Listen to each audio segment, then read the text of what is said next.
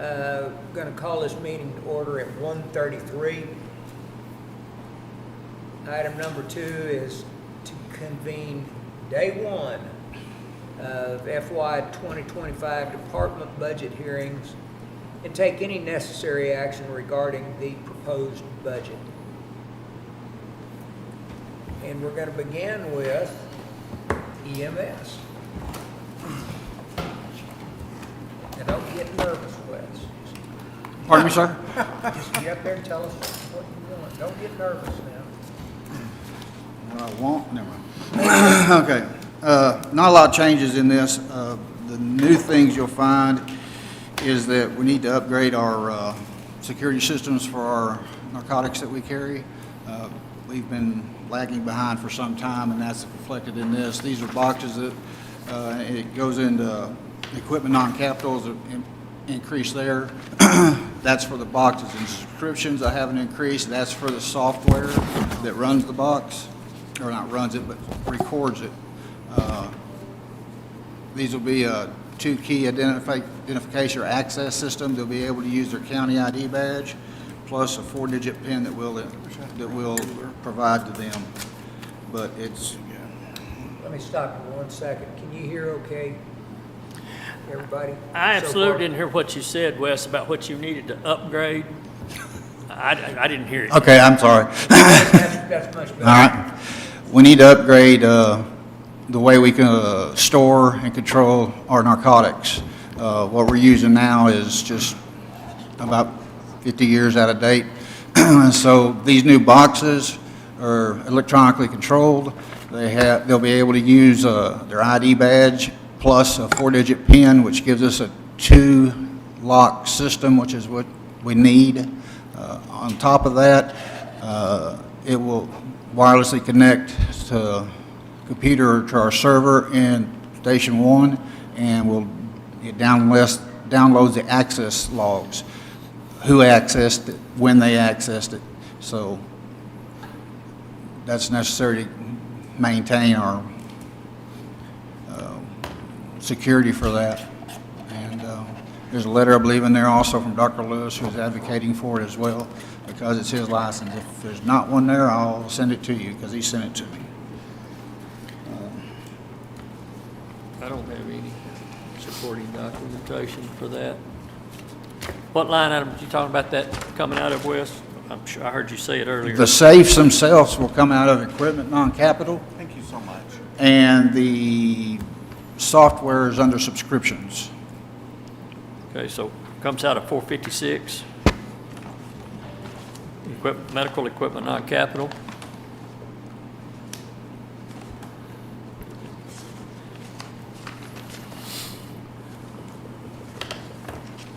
Pardon me?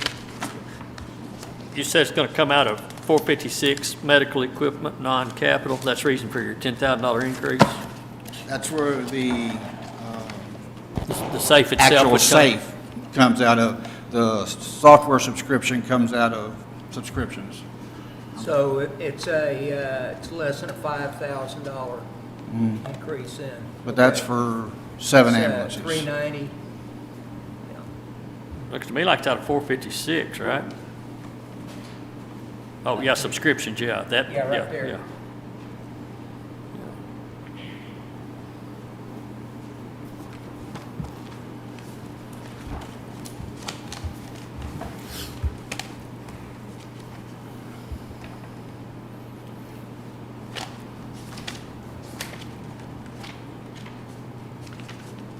Wes, I got a question for you here. As you look across there in subscriptions, you know, we're up to 34,000 now, requesting 39,000. And so if you look back a couple of years, it was 17, there was a 31, then 4 and 3. What has changed over the years to make that number so much higher than it was 3 or 4 or 5 years ago, for instance? Just general inflation more than anything else. The cost of everything has gone up. Medications, our supplies we carry, maintenance that we do on our equipment to make sure that it meets FDA standards. It just increases with time. It's software though, isn't it, for the most part? Those are software subscriptions to keep your stuff up to date and current. Yes. The actual total cost for that safe project is $13,697, but it's split between those two line items. Them going in every ambulance? Pardon me? Every ambulance getting those? Every ambulance, Yeah. 7. 7 of them, yep. And then they access it in the ambulance, they access the safe, the narcotics. Then when you get back, it downloads it to your computer station. It'll do it on its own. All of our ambulances at this point will have modems in them, and they'll be live. So when they access the safe, it'll go ahead and transmit it to our server. Narcotics these days, that sounds like a good deal. Do it? Sounds like a good way to track it. It is. It's, I've looked at several different systems, and that one was the most economical and the easiest. Let's see. Where's his total page? You have a totals page in there? Medical supplies increased just a little bit, or, I'm sorry, y'all done with the safe?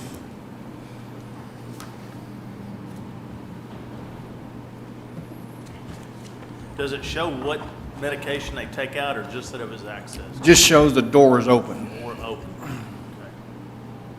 They still have to go in and manually do it on their computer that they used? They'll still have to follow the same procedures we're following right now as far as reporting it in the paperwork, but I'll be able to tell that they can open the safe, and I can tell who opened the safe. Right.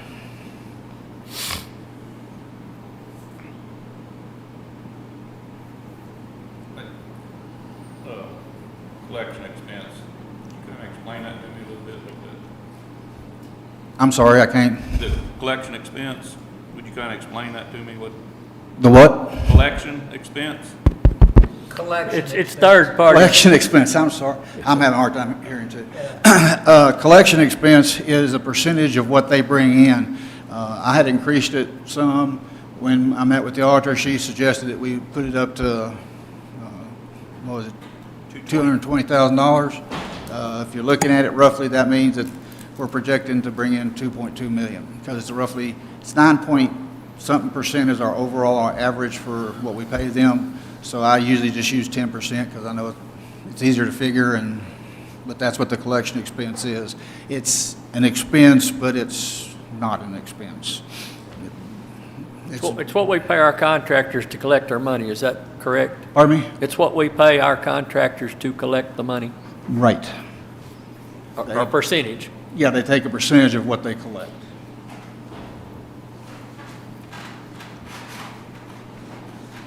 Where does money collected, where does that go? My understanding, it goes to the general fund. Back to the general fund? Okay.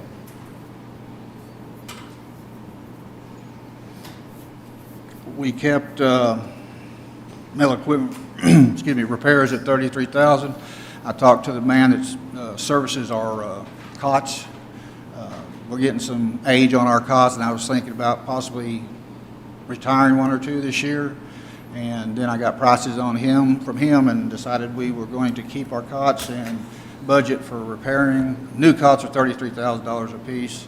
The most expensive part that we can replace on it is the lower hydraulic system, and that's $7,650, I think. And so, as long as they're in good repair, and they are, we keep them maintenance well and repair when they need to be. And he comes in regularly and does preventative maintenance on them.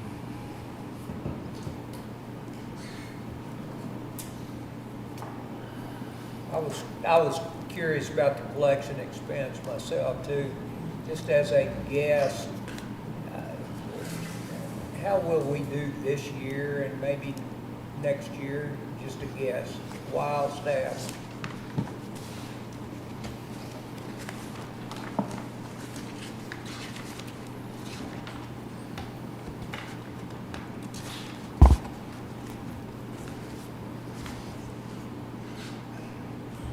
First 6 months of this year, we collected $1,032,000. That's before their payment comes out, so you'll have to take 10% off that.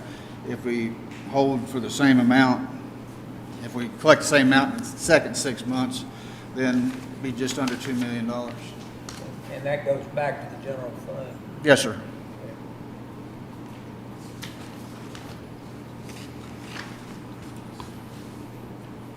There's a couple of items I did increase, but they didn't hit the 5,000 threshold, and that is under radio and communications. I budgeted, if you all remember, the 5 modems we put in, our 5 upfront ambulances. Budgeted to put in the 2 backup ambulances and the rescue truck. Also budgeted in case for digital pagers if we did go that route. So I have looked into the possibility of using our radios as pagers, but it's problematic because it's going to blank other radio traffic, and we can't do that. I don't think we're going to get away from the pager system. So after all that, the previous talk that we did about communications and radios and pagers and all that, how are you right now? Are you, as EMS as a whole, are you having problems communicating, or how is it now? Don't have any more problems than anybody else is having. You know, the system can be congested at times, and that's just how the system is. All right. So yeah, it can be congested at times as far as talking. And this is an odd thing to me. I've never understood it. Our portables actually get out better than our mobile units, but we're still able to talk. So during the tornado, did you need extra portables in those backup ambulances? Yeah, I needed 5. We need mobile chargers, because what we need to look for, we've looked at those as backups, so we'll have time that, you know, if this ambulance is going in for maintenance, then we can pull radios and whatever off of a frontline truck. In that situation, then what we need to plan for, in my opinion, is that those trucks are completely capable. Medically, they are. They're the same as all the other trucks, sort of medical, but they don't have portables in them, and the backup rescue truck does not have a portable in it. That's where the 5 come from, 2 for each of those backup units, and the 1 for Rescue 6. But in that instance, if we had a mass casualty, those trucks don't have a portable radio, or the rescue truck. So they're just having to rely on their mobile radio that's in the truck itself. Yes, what's in their mobile or their personal cell phone. So you need 5 portables or 6? If we're going to outfit all the vehicles with the same capability, yes. 5 or 6? 5. And then chargers? Actually, we need 4. We have 1 spare now. Okay. I'm thinking back to the night of the tornado. It didn't take, and this doesn't really have anything to do with your budget, I'm sorry, but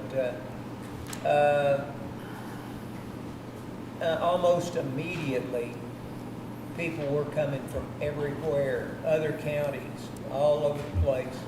And I know that you guys had a lot of trouble. You couldn't even get down to where injured people were that night. How did you handle that? Were you bringing people back up to you and then transporting, or how did you handle that? What didn't come to us, what fire service didn't bring to us, we went to. We was having trouble getting down there, obviously, after it hit for a little bit because of congestion. It's going to be difficult, I know, to control traffic in that area, especially at that time when you got everybody trying to do 3 different things. But that's how we did it. Typically, is what happened is that fire service brought them to us because they were in charge of doing the search. My guys, and I've preached this for a while, guys, my guys don't do search. They're medical, and they need to stay with their ambulance, because when the search finds somebody that needs medical attention, then they need to be where they can give it. Makes sense. Yep. Well, I noticed there was a lot of good coordination between the fire service and EMS and law enforcement too, trying to get injured people out where you were staged. talking to the officer in charge I had that night and the scene, the guy I had on scene, I had a lieutenant in Rescue 6 down there on scene, and he was coordinating with the officer in charge that stayed in town. I have no complaints with how my guys performed. I thought they did a great job, and if they did, I'm going to assume that other responding agencies did well too. The communications were an issue, but and it boggles the mind, but in every mass casualty situation that you can go back and research since we started researching them, communications is the number one problem they identify, and we seem to always have that issue fixing that. I don't know why. You just got a huge number of people trying to operate on the system. And when you put them all on one frequency or limited frequencies, you got congestion. And then people's adrenaline's up. I mean, there's a whole lot going on right there. Yeah, there is. But like I say, it's a common failure. Every situation that I've ever been involved in, exercise or the real thing, there's always been an after-action report that a lot of good information comes out of. What have you learned, what would you say in an after-action report as to make situations like this better next time? Actually, we have one down on my desk. We did that. We did reports for that. Then I met with all the officers and did an after-action review after it was all done. The main issue was communications. If we can find a way, explore different ways of doing it. And Commissioner Hallwell's right. Doesn't matter how many talk pathways we have, it's going to get cluttered. Obviously, more would help, but in that situation, it's going to be, communications is going to be an issue. Like I say, more pathways would help. But we need to work, and the one thing we identified as far as communication is concerned in my department is that we're going to start using or utilizing a ground channel more often on our day-to-day so that we're used to using it and they can go to it there. That's not going to help our communications with dispatch or back to town, because that ground channel is a line of sight channel and it doesn't go that far. But for operating in the area, say where Rescue 6 was over at FRF Estates, ground channel could have covered that area fairly well. Yeah, pull the traffic off the main frequency. Right.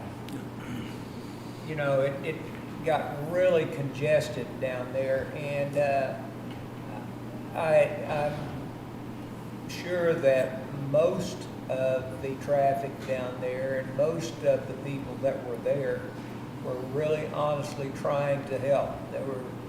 Oh, absolutely. Yeah. So it's hard to say, please don't come help, but you know, by the same token, if there were a way, and I think they started posting, well, I think that night, didn't you guys block off a couple of the roads there? Oh, yeah.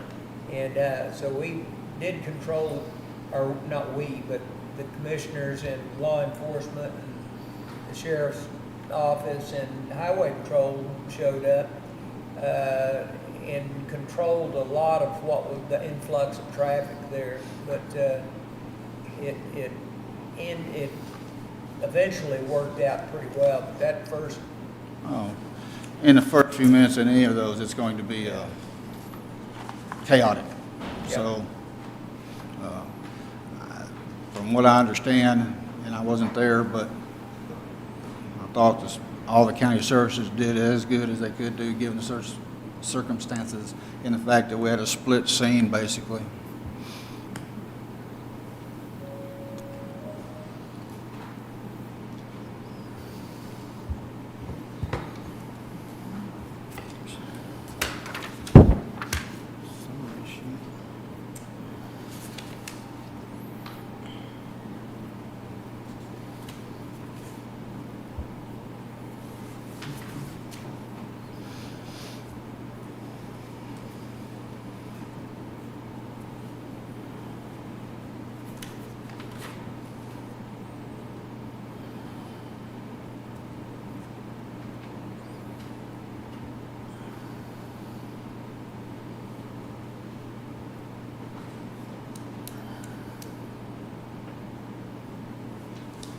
I guess the only other thing that I put in there that's, it's really not in my budget, being Rick's, is repairing of the mold-covered walls we have at, inside Station 2 and 3 and 4. The way they were built, there's just no way for, it keeps water from running under the bay door, under the bay side, in there. And I haven't opened up 3 and 4s, but we need to check them. 2, we've looked in there, and there's mold in there. I think they could go just, I don't know, it depends. They need to go far enough up to get it, and then just re-sheet rock it, and then seal the outside wall so that we don't have a recurrence of the same problem. Can we do that, or do we need to go out for help? I don't want to speak on Rick's behalf, so I don't know. It's not terribly difficult, but given all the other things he has to do, he may not have the manpower and the time to do it.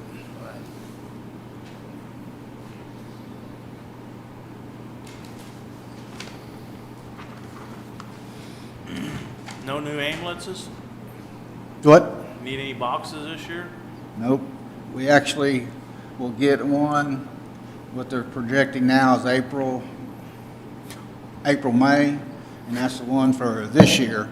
That chassis I got sitting over there, I was supposed to be able to take it down there in March or so, and they said I can't take it till January. So we started every once a week and drive it around, make sure it stays fresh. But I don't see like I said, when we got that one, should be fairly well set up on ambulances. I got one that's really kicking my tail on repairs that I would sure like to retire sooner than later, but it'll be March next year or May of next year before I can do that.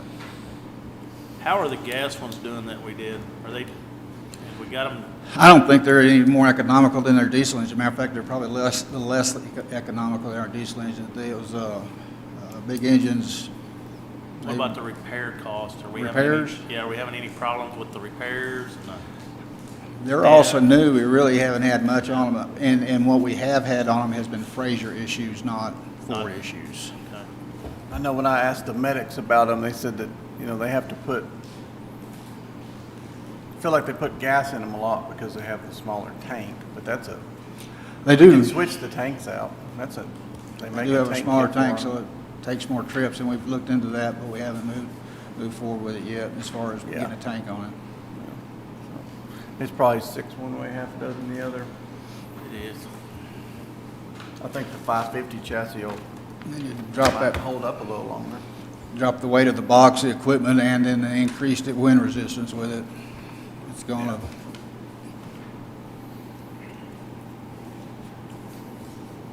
All in all, not a lot of changes on this one. That's nice. Anybody got anything else?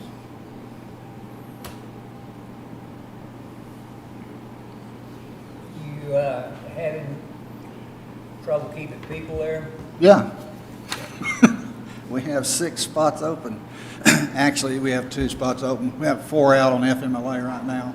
I'm hoping we'll fill in by early to mid-August is when those are supposed to run out. And it'll be nice to get those people back. We do have a class that's finishing up right now that we will hire, I know, at least 3 out of that, which will almost deplete that entire class. So we're back where we're at. We didn't really help our part-time list by running a class. We just hired them. So, but seem to be good applicants. Seem to have a good possibility of getting some good folks out of it. All paramedics.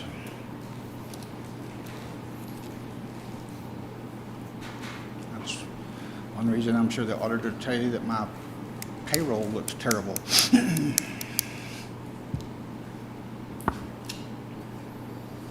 else have anything?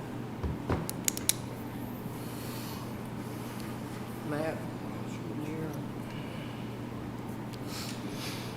Appreciate your input. Thank sir. you very much. All right, thank y'all. All right.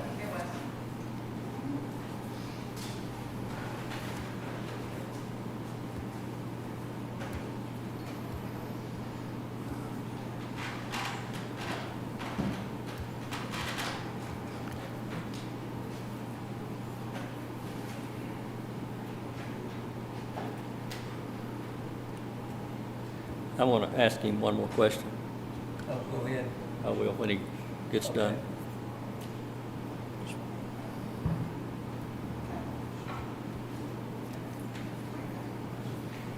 I'm sorry, Wes, I should have asked you, other than the mass casualty incident, how's the radios working? We need to know if we've got issues. We do experience times with congestion on it.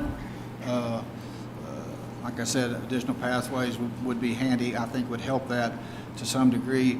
And that's just EMS talking on that at that point in time?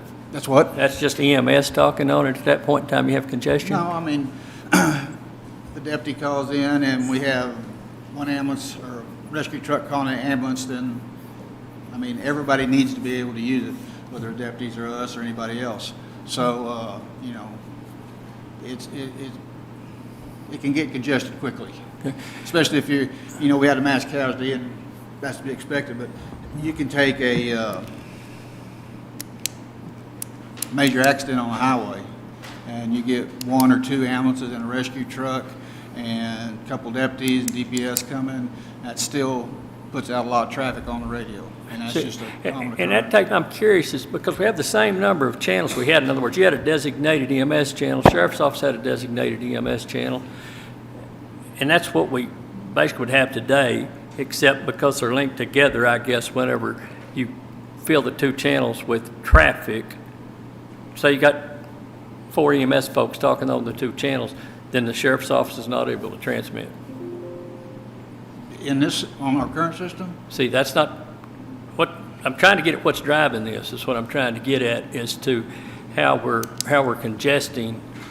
If it's just EMS talking on EMS, how we're getting congested. I'm trying to understand it. I'm not being critical at wait a all. minute, I thought that maybe I'm going at it from a wrong standpoint. I understand that there's 2 talk pathways and that's shared between us and SO. So when you key the mic, it doesn't matter if it's a deputy's car or our car or one of our trucks, it's just going to go to a channel. I didn't know that it was my impression that they're not separated. Ray, are you experiencing that? See, in the beginning, I thought that it was that way, that we had 2 talk paths and the first 2, whether it was EMS or law enforcement, that's not correct. So EMS has their talk path, their channel. We have ours. So they don't. See, I've heard it both ways. I'm trying to get the real, we need to understand that scenario because, I talked to Wes about that and with Motorola, so we're not going to take up on their path, and they're not going to take up ours. and you can have several talk groups on one path, as I understand it. Okay. Now, if we turn to their EMS channel And talk on it. and talk on it, then we would tie it up, but we typically don't do that. So I can have one, by that, we can have one person transmitted at a time. You got the same capacity you had when you was on VHF. You got 2 people can talk to each other on your channel. Okay? And he got 2 people can talk to each other on their channel. So there shouldn't be any of that congestion stuff. I've got multiple reports of they key up their mic to try to talk to their captain and Beeps they out. get a busy signal. They Yeah. get the beep, beep, beep or whatever because it's busy. Well, we So- need to figure that out. Again, I think a lot of this is there's some strange stuff going on. It's either educational or whatever, but we need to work through that. Because my understanding was initially like you thought, okay? I've since been convinced that it's like Ray's giving it to me. So we got the exact same scenario unless we all start trying to talk on this. You have to switch over to crowd that channel. Well, that was the understanding when I talked to Wes too, so I don't know. Yeah. When he changed his Yeah. mind. We need If to they get- changed the system maybe, I don't know. Yeah, we need to get Wes in the room with the workshop, with the stakeholders, and no outside influence, and talk to our system and the issues with our system. Yeah, I've actually tested that to where our dispatch was talking, we had a deputy talking to dispatch, and then I went ahead and keyed up, nobody was on EMS. And I went ahead and keyed up, and I get a busy signal. It's not gonna let me take the EMS channel unless I switch over. Okay. I understand it. One day I need to get, I hear all these things, but we don't ever pursue them to try to fix them. We start looking at other angles and other options rather than address what we got. And that's the reason I want to know if it was. if there's a better way to skin this cat, I'm all for And it. I'm surprised when we say that those 700 radios won't work for paging, but that's another conversation. Thank you. I appreciate you. Uh-huh.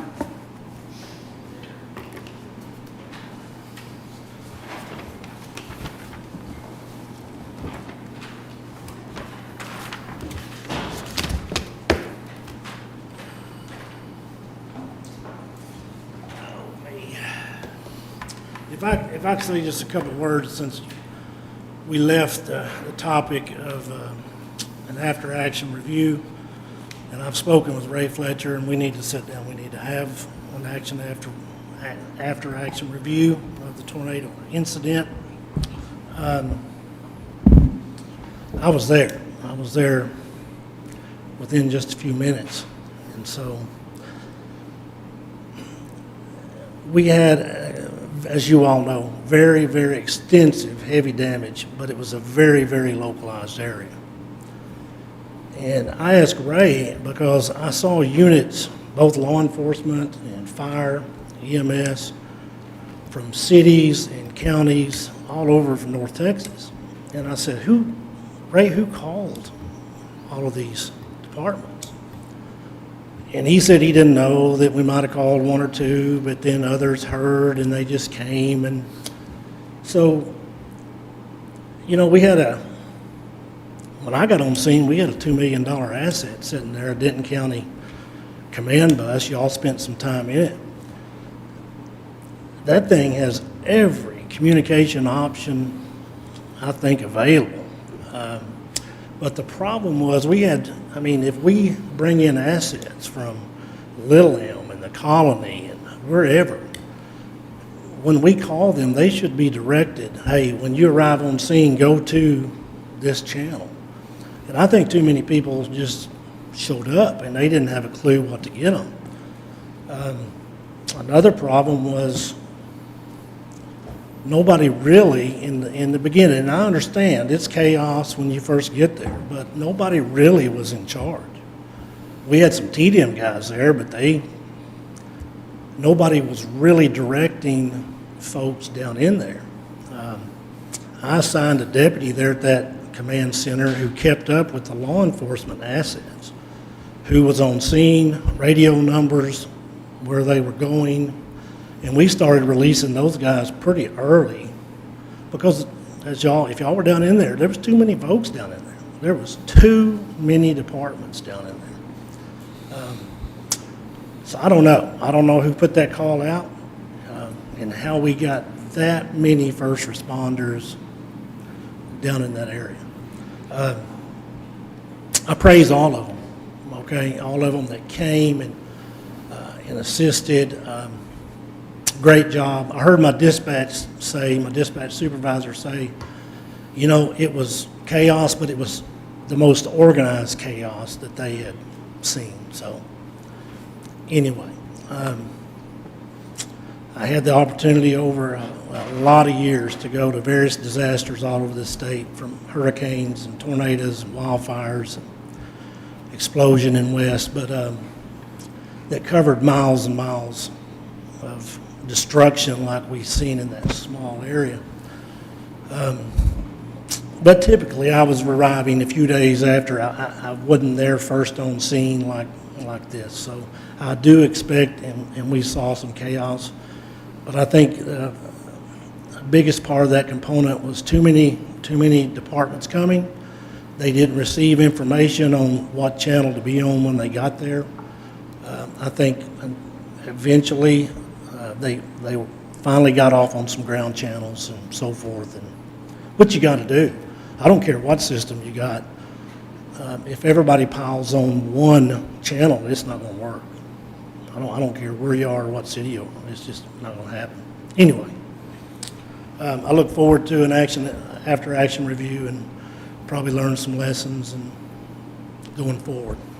But I think we did a fabulous job, guys. just an observation, it seems like there were, that very first night, the first couple of hours, there were a lot of people that had relatives, friends that lived in the area there, and they had the people that were, I mean, it's gridlock. And quite naturally, they were wanting to go check on their relative or somebody else.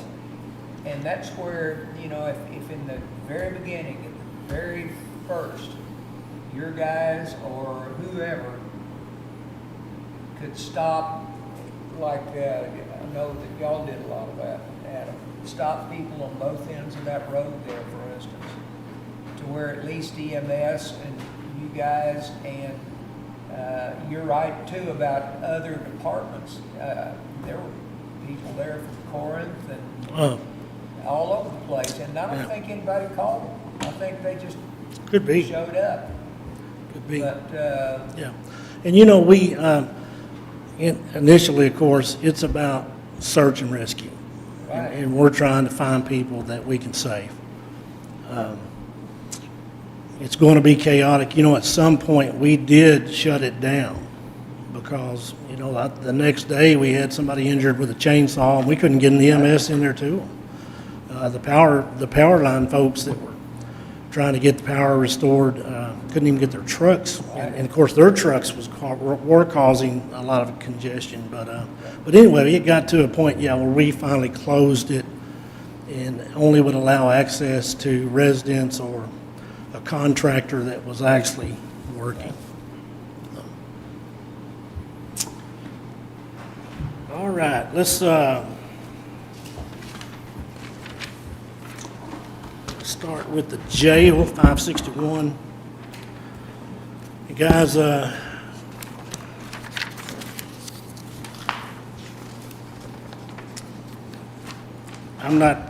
I sit in a meeting with, the pre-budget meeting with the judge and with the auditor and Commissioner Precinct 4, and we went through probably 2 hours worth, so I'm not going to go line for line. Just going to kind of hit the high spots and of the jail. I think that when it shakes out, I think that next year's FY25 budget is going to be about the same, but it might be a little bit lower than the current 24 fiscal year. So no really big, huge bumps. We did bump up the food, the line item 333, food for the jail. We bumped it back to 554. We had cut at 54,000 a couple years ago, but with food costs and transportation costs, we feel like we need to add that back in there. But when you look down at 570, we've actually decreased that by 50-something thousand, so kind of offsets that. I would direct you to a couple of line items that there are some changes. If you don't have the updated changes, if you look at line item 457, machinery and equipment non-capital, and the updated figure should be around 57, 59. Is that what y'all have? 57K, 57,000, right? No, 5,759 under 457, 457, 5,700. 59. I think it had been 13,000 Okay, something. that's it, yeah. Okay, if you go down to kitchen equipment, 469. And so the subtraction of that number moved into that line item. That's going to be 12,402 under 469. 460. He went to. And those are items 460. that, one of them is a range the big kitchen range that's end of life. Half of it's not working, the oven's not working appropriately. A couple of convection ovens that are end of life. So everything under 457 and 469 are items that are end of life and no longer repairable.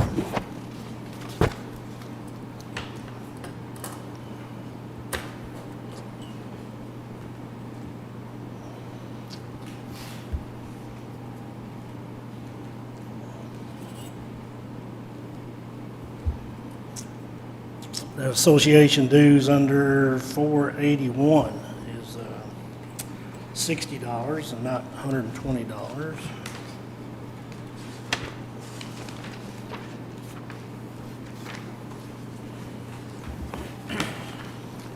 If you see any line item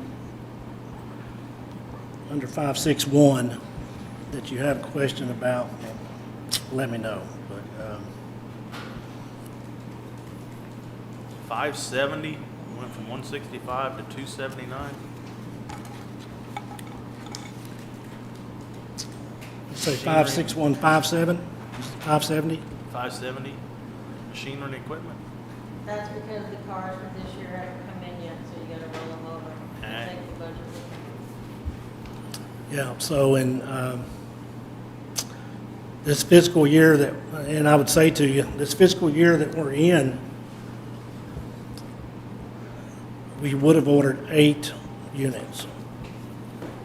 5 on patrol, 1 unmarked, and 2 for the jail, which is what you see. I actually had to cut, and I cut one on the patrol side because vehicles had gone up so much, I needed $30,000 additional dollars to buy those same vehicles. And so rather to come back before you right today or 2 weeks ago and say, hey, I need $30,000 more, I just cut one of the marked ones in patrol, so.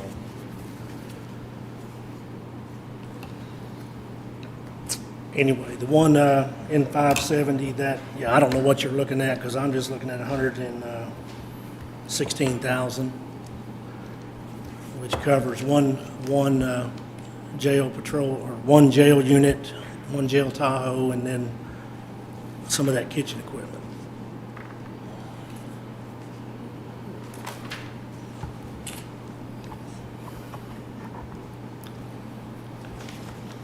Tell me again, where does your money go that you, from other counties for a prisoner? Well, you'll have to ask the auditor. I just gave her $43,000 check just a second ago from Denton County, but I think she plugs it back into the general fund. She said she didn't know. Had- Yeah. Uh-huh. Hadn't seen it. Yeah. Okay. Sounds like it goes to the WinStar. it. General fund. General fund, okay. And I would, let me say to you that we plan on continuing to house inmates for both counties. Denton counties will, over a period of time, will go down as far as their numbers because their problem, as I said to you before, was staffing, not overcrowding. They just didn't have enough staff to house, and they increase their pay, and they're gradually hiring a lot of folks, so They're gradually getting Cooke County jailers down to Denton County. probably. But Grayson County is a whole separate matter. They're overcrowded. I saw where they scrapped their plan and have gone back to the drawing board. So, I think if they had a plan and were turning dirt, you'd be looking at 2 years. So I think we'll house Grayson for a good while to come. And unfortunately, I mean, if you wasn't, we'd be depleting our fund balance by another $1 million. It's helping to pay the bills.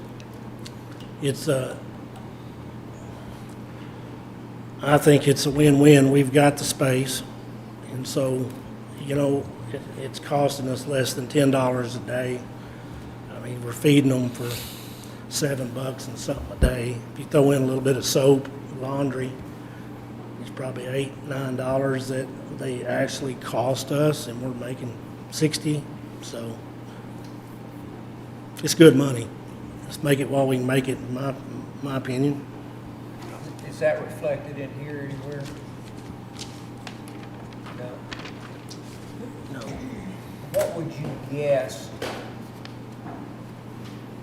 next year you'll take in from, I mean, just a wild stab, based on this year's maybe? Well, like I said, I think we'll see Denton's maybe decline just a little. I think Shelley budgeted $1 million. I think we'll be close, between $900,000 and $1 million. But that estimate's in her revenues, so that number's out there right now. Yeah, I budgeted 700,000 yeah, it'll be over for that. this year, We'll be over. 24. We'll be over that. Yeah. You know how many out of county inmates we have today? I didn't ask him to have that number, but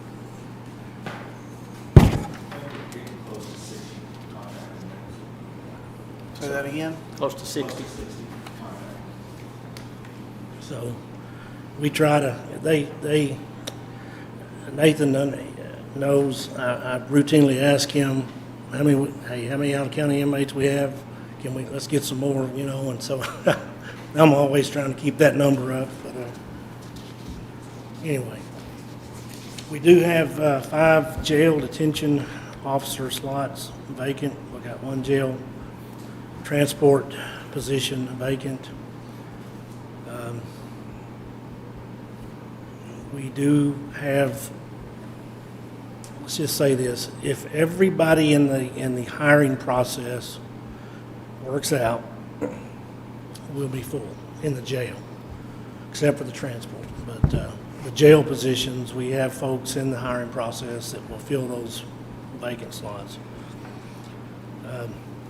With that being said, I'd like to ask you for, we have 4 shifts at the jail, and we had only had 6 FTOs, which only covered 2.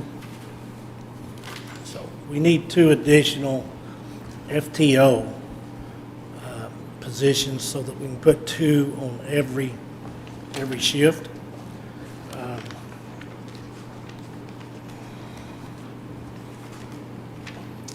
According to Elizabeth, the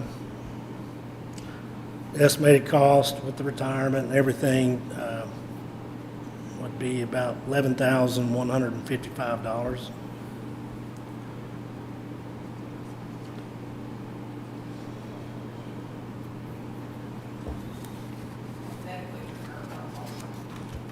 That includes your current FTOs also. Okay, so what would just adding 2?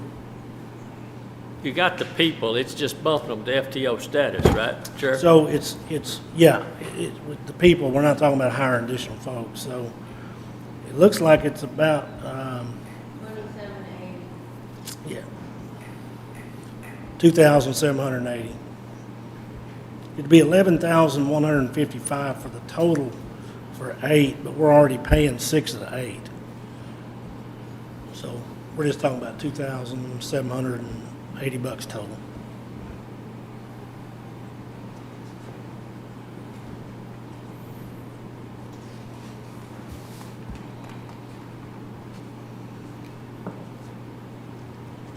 Other than that, if you see any particular line item on the jail, we tried to be ultra conservative.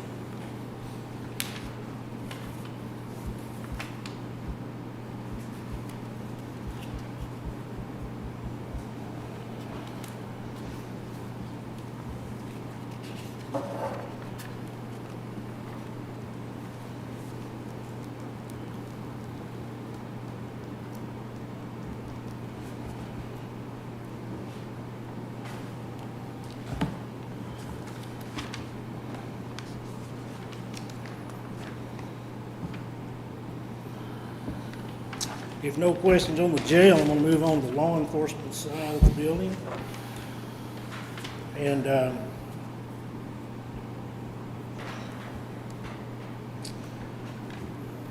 if you work down through the line items, you're not gonna see any crazy jumps until,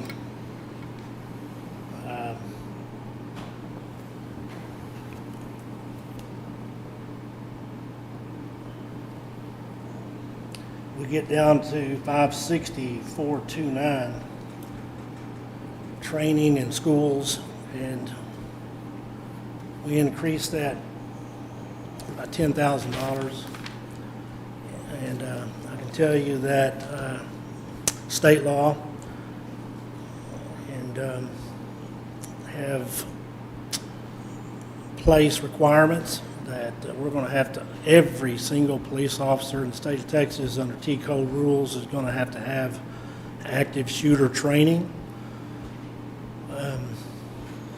We're going to try to do some of that locally, but they've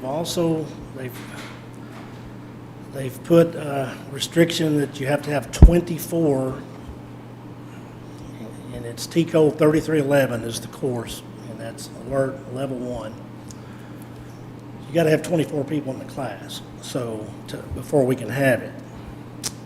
And They've got that listed under alert training, don't they? yeah. And so if you don't have that by that 3311 course, by the end of 25, you're not a police officer. And I don't care where you are in this state, who you work for, you got to have it. Now, along with that, this particular training biennium that we're in, you have to have 16 hours of alert training, period. And so we are coming up on halfway this August, we'll be halfway through this 2-year biennium. And so we still got a lot of folks to get trained. It's going to require, and we have been sending them to places like Collin County or Denison, or what we're trying to get is close, but we realize that, when you add up all the folks that we have in the courthouse, security, and our jail transport officers, and all of our patrol officers, if you're a commission, which is going to be 42 or 3 slots, you got to have it. And so we're going to end up having to send people all over the state probably to make sure we get them all trained. And so we've increased that line item, that $10,000. There again, if we don't spend it, we won't spend it. We'll give it back, but I think we need it there to starting off with. We had 25,000 this year, this fiscal year we're in, and we've almost depleted it. So, and we've got a good ways to go. To put that in perspective, though, that 35,000 is for how many officers? That's going 40-something, Yeah. right? 40-something. So, Less than $1,000 a person for the year per officer. yeah. Yeah. Is there any money coming from the state for that since they implemented it? Any money coming from the state since they implemented it? Probably not. Some, as far as they have equipment and, the sim guns and all the shields and all the equipment, if you're lucky enough to be able to get it. We've bought some ourselves, and between us and Gainesville, we have enough to do our own trainings if we can get those 24 slots filled. And my hope and intent was to have one training at ERA, at their school, and one at Callisburg before school started back up. I don't know that we're going to get 2 done, but we're definitely going to try to get 1 done. But I mean, now, if you can catch it, it's free. Okay, the courses sometimes are free, but it's not free if we have to send them, to wherever. Housing and what have you. Houston or San Angelo or wherever we have to send them for that travel and so forth. So, and it's 16-hour course, so 2 days. You're going to have a couple of nights, probably, depending on how far off it is, you're going to have a couple of nights stay.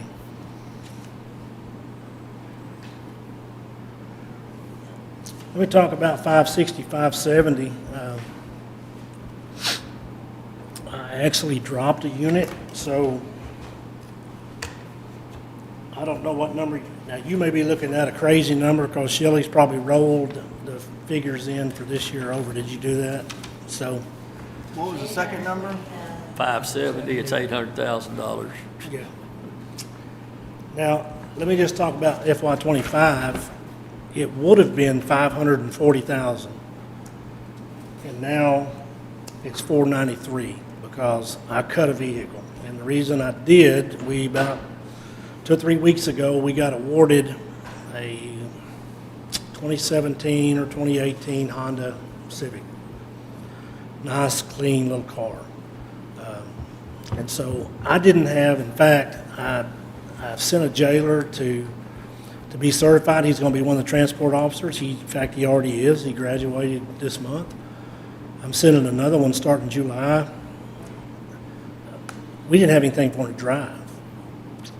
And so we've been having to pay mileage. We didn't have, I can't let him drive a marked unit because he's not a certified police officer until he graduates. So we just didn't have anything to drive. So I was going to buy an unmarked unit for my chief deputy. He's driving a Ford Explorer. It's got 70, 80,000 miles on it, and we were going to make that a vehicle for the department to send folks in as him or anybody that needs to drive it. And but anyway, when we got awarded this 2017 Honda, we're going to utilize it. And so I would say to you, I made the offer before, that unit, if we can help out someone, a county employee that needs to travel somewhere and don't have a vehicle that's reliable or whatever, they're welcome to use that as well. So as long as it's primarily used, it was a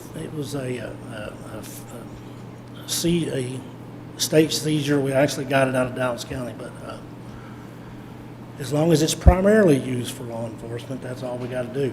And so to me, we're primarily using it for law enforcement, but we can occasionally let a county employee if they need to travel. So anyway, I did cut a unit because we got that awarded. Let me talk to you about a couple of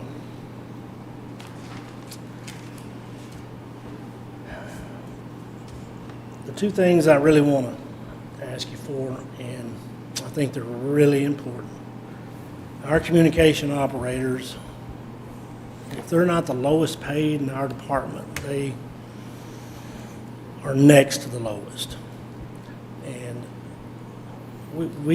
I've got 2 current vacancies in communications, and when you only have 10 to begin with, I'm telling you, it's a struggle with 8. But we really need to raise their salaries up and they did not get, even though they're a first responder, the state identified them as first responders, they weren't included in Senate Bill 22. So I couldn't give them the 6% that everybody else got.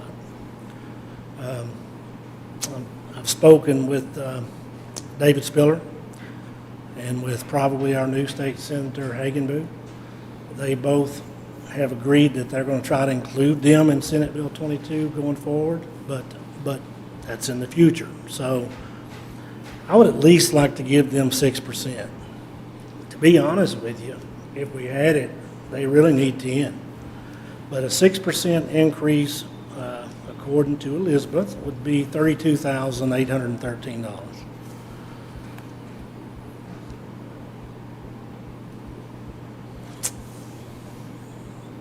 I think everybody on the court realizes how valuable those 911 operators are. I'll tell you what hurt us, Sheriff, in my opinion, SB 22 now, which was great, and what they're doing with it's great. It's causing all the other department heads to want to leverage off of it. Oh, they got 6%, we need 6%. not that it may impact this decision at all, I'm just sharing with you some of Yeah. what, you know, And- a good and- deal turns bad, you know. And I'm proud to say to you, I was proud to say to the media that I took all that money and Elizabeth figured up what we could give everybody, and including myself, and it was just 6%.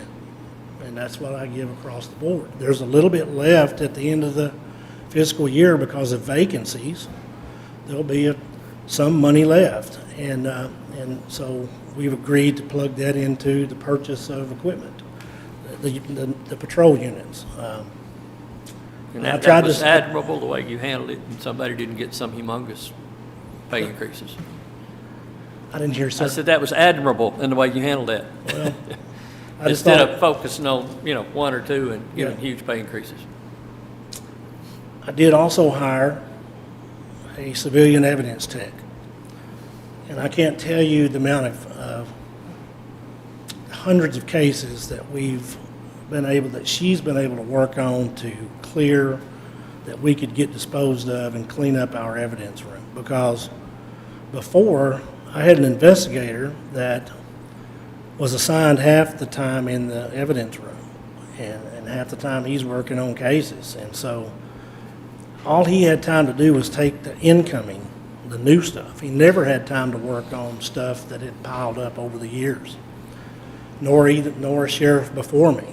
They just didn't have time to work on the old stuff, and we were beginning to run out of room. So again, that Senate Bill 22 paid for that spot as well, and she's done a great job. The only other pay increase I would ask you to make is, I have a civil deputy that's all he's assigned to.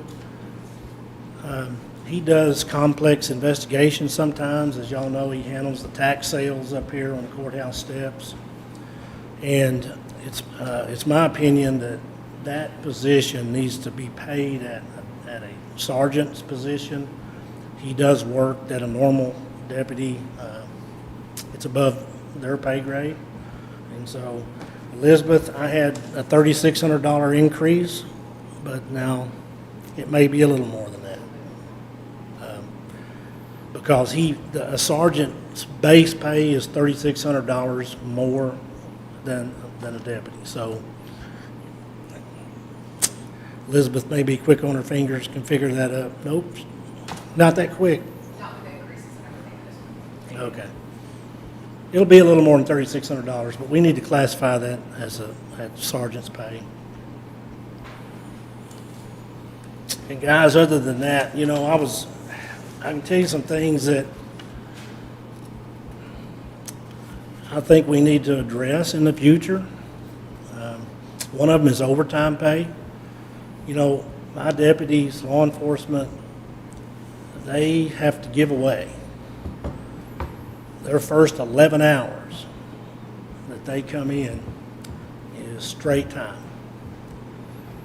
We had folks, and rightfully so, they came in on days off, after hours, that responded to that tornado. And the first 11 hours they're out there is straight time. And when I loot, which I've came back, I was off last week, I came back, I had a resignation on my desk from an officer.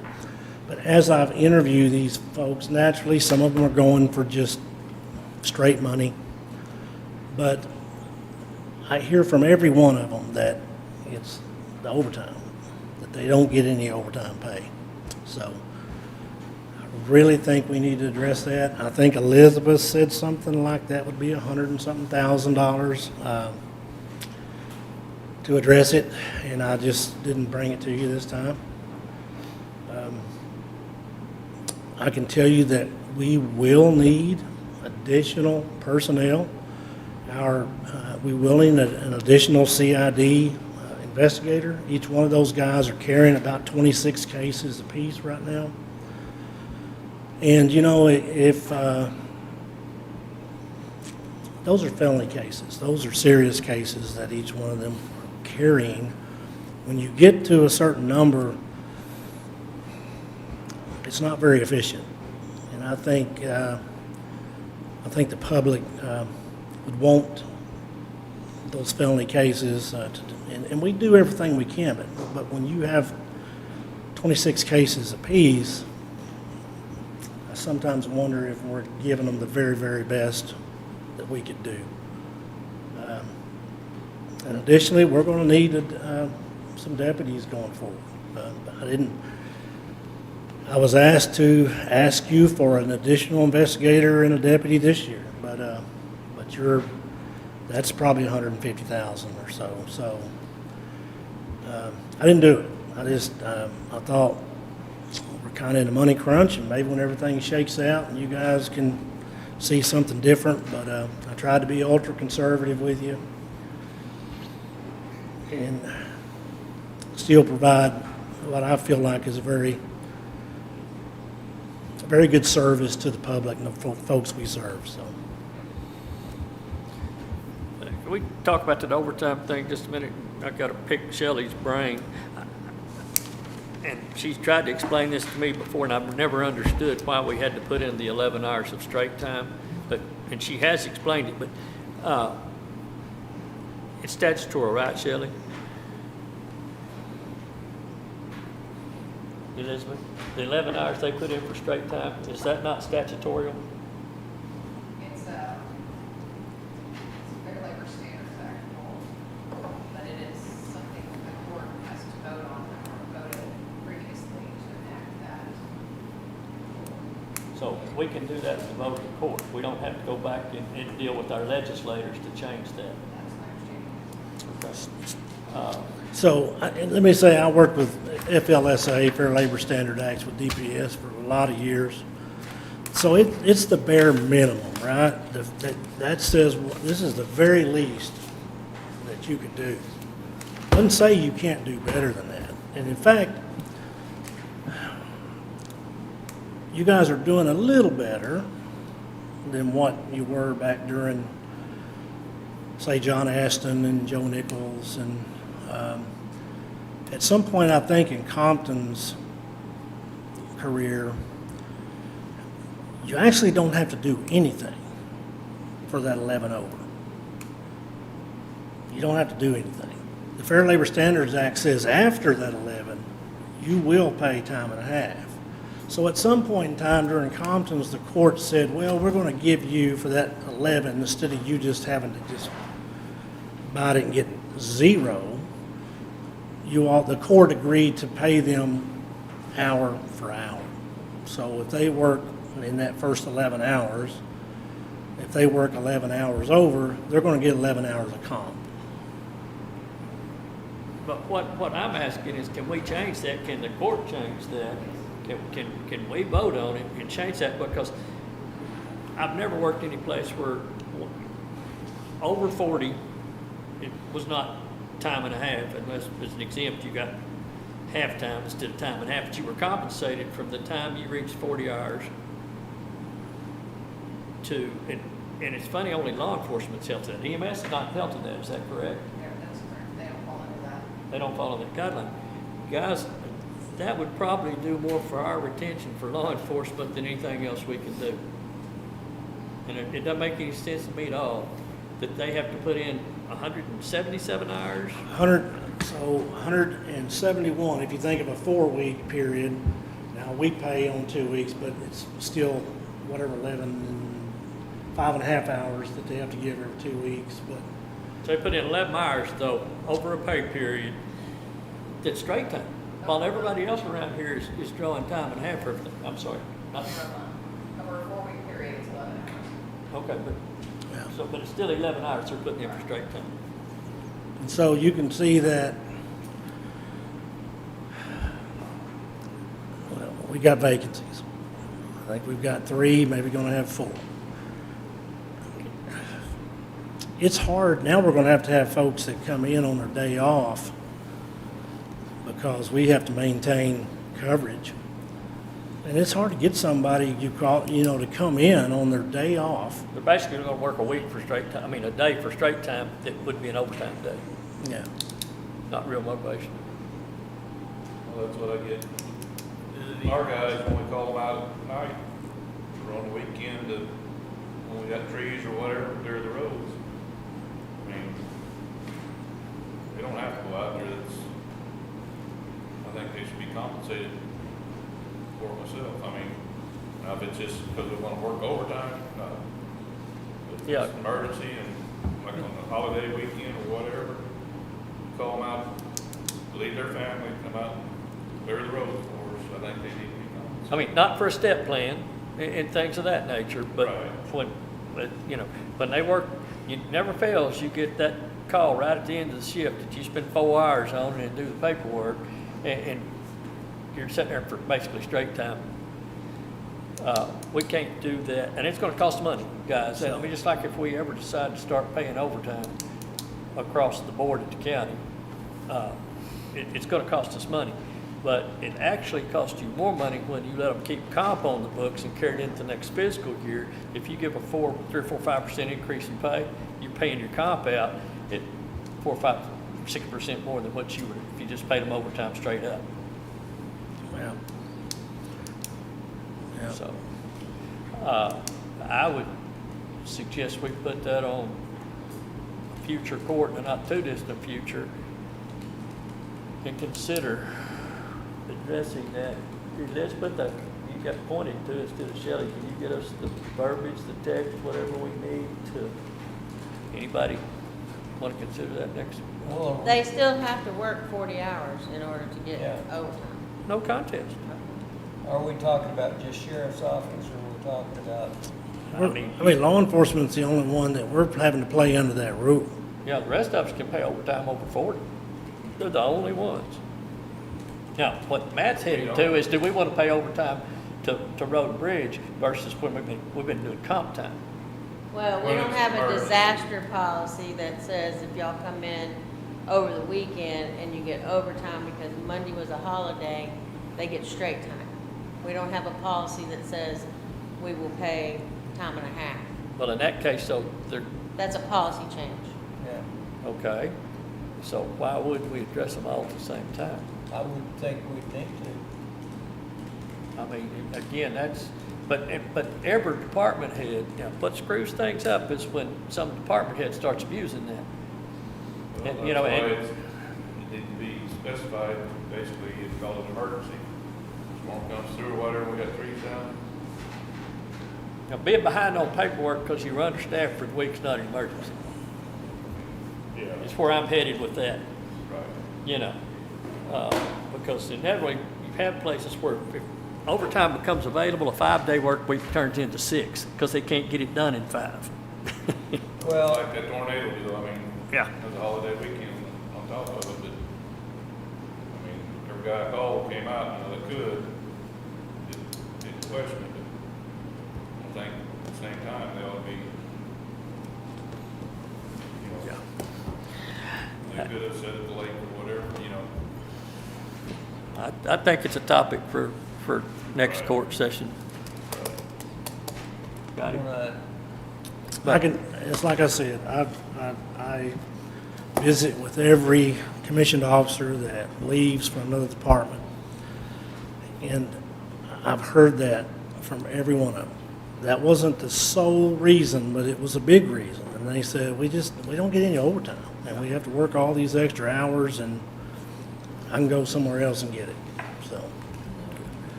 Like I said, we can't meet every request out there for every employee this time, but where we need to make some changes, we certainly should consider them. But the state played under that. I played underneath that for 3/4 of my career with the state, and they finally went away from it. And now they're paying overtime on the first hour earned.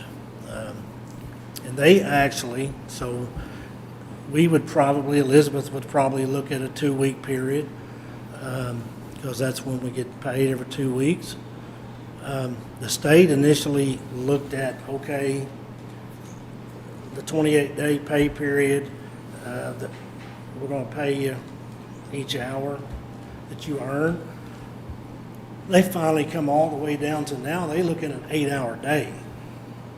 And so you could work 10 hours Monday, Tuesday, Wednesday, Thursday, got sick on Friday, they're actually going to pay you 8 hours of overtime on Monday, Tuesday, Wednesday, Thursday, because you work 10 hours each day. Don't confuse this. But don't go there. Let's just talk about the big picture and not having to give away 11 hours.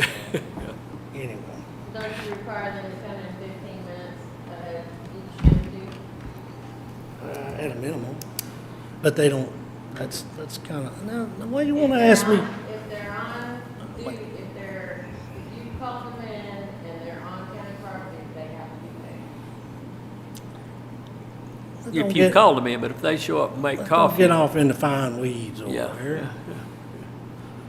You're in there where the chiggers are. Get back up on the shoulder. Well, I've been through a DOL audit, and we had to pay, because we had a bailiff that used to come in at another county, come in at 6 o'clock in the morning, make coffee, get the newspaper, get everything ready for the day, and we didn't pay him. And we got dinged for it. We just need to tell them straight up, that don't work. Or, I've seen where if you work 4 or 5 minutes over, they want to charge a half hour on comp and overtime too. That don't work. I worked for an organization for 20 years that didn't pay overtime. Yeah, I But know. that big difference there. You're committed and there's no, going somewhere else if you don't like it or anything else. You're where you get sent. You Yeah. accept what they pay you. Yeah, but this day and time, we deal with different folks. And, And EMS is treated differently because they're not with a fire department. If they were with the fire department, their overtime would be different than what it is here. How do we change that? Is that state? or That's federal? Department of Labor. Is it federal? Yes. We could make all the incorporated cities take on the ambulance services.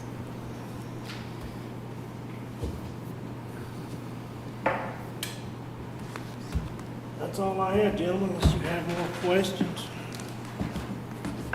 Good job, Sheriff. All right. Had a schedule. We ahead of schedule? Go out and fight some crime. Plenty of that. Plenty of that. It's a target-rich environment out there, isn't it?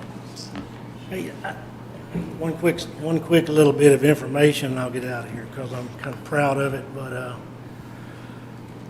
we had an 18-year-old that overdosed on fentanyl. One of my deputies gave 2 doses of Narcan and brought her back. We had fentanyl coming into Valley View, a similar situation. My special crimes investigators tied that back to a place in Dallas, Texas. And we drew up a search warrant, and with the assistance of Dallas PD and Dallas SWAT, who actually blew the door off the place, we took a place out of business that was supplying this county. Both the western side and southern end. I just say that to say we're not going to stop it all. We can't stop it all, but I'm very proud we stopped that place. Matt may be familiar with the young lady. She's actually in rehab now. She has a second chance at life. But anyway, some stuff like that doesn't always make the paper or make the headlines, but they're doing great work, and we're going to keep it up. Thanks, sir. Nathan, did you pay close attention so you can do that jail next year? You know he's going to sign you up. Oh, yeah.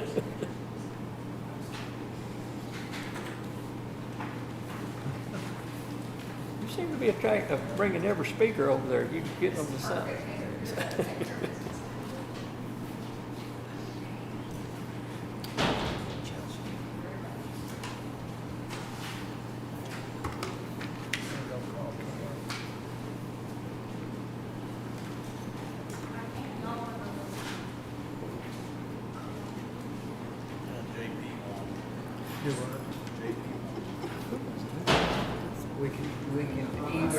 we can either go with him or we can call Jody. Oh.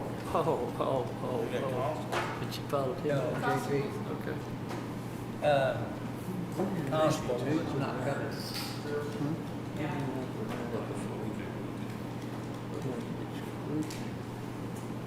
But you can go first, or later, And- it doesn't matter. It doesn't, what do you guys want to do? You He's want- sitting here, he can be the next victim. Okay. Who's supposed to be next? Carol, Let's just keep moving. let's go. You ready? That ain't the way we're gonna tell it.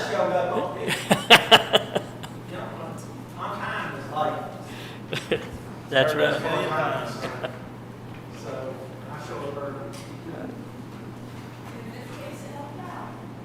And that overtime thing, that's not some huge expense, that just eliminates liabilities. Yeah. I mean, assets, I mean, it's on the books. So I don't, y'all were gracious to me last year, allowed me to add an additional clerk. My numbers are on track. I think I'm actually going to exceed the projections that I had presented y'all. But I'm hesitant to say that and then have a slow month or two and drop back down. But right now our numbers are, and I think y'all see my numbers every month, don't you? So they're where we expect them to be. I do have a clerk that's about to retire from the workforce. She hasn't been with us but about 3 years, but Gayla's about to retire. The end of this week will be her last week. So she's gonna. If we were good to you last year, well, Yeah. So I'm not asking for anything. good. I'm not asking for a thing. Last year, after budgets were already turned in, Judge came and asked us if there was anywhere we could find a trim to help anything. I trimmed a pretty good percentage out of my training and conference budget. With the additional clerk that I now have and needing to get her trained, I've tried to put that money back in, not increasing, but just put the original money back into this year's budget. My budget for bonds, this is going to be a light year on bonds, so it was able to decrease that. It's almost a push, what we were able to decrease versus that. Not quite, but my technology budget is up about $5,000 from the previous year, but that's money that is just a portion of every ticket goes into that. That money is used for our copy machine, used for printers, computers, the technology.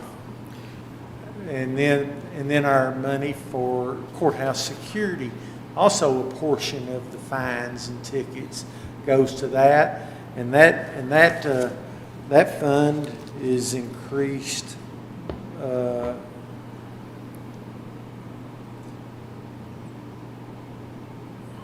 almost $10,000 this year from the previous year, from $41,500 to $51,200.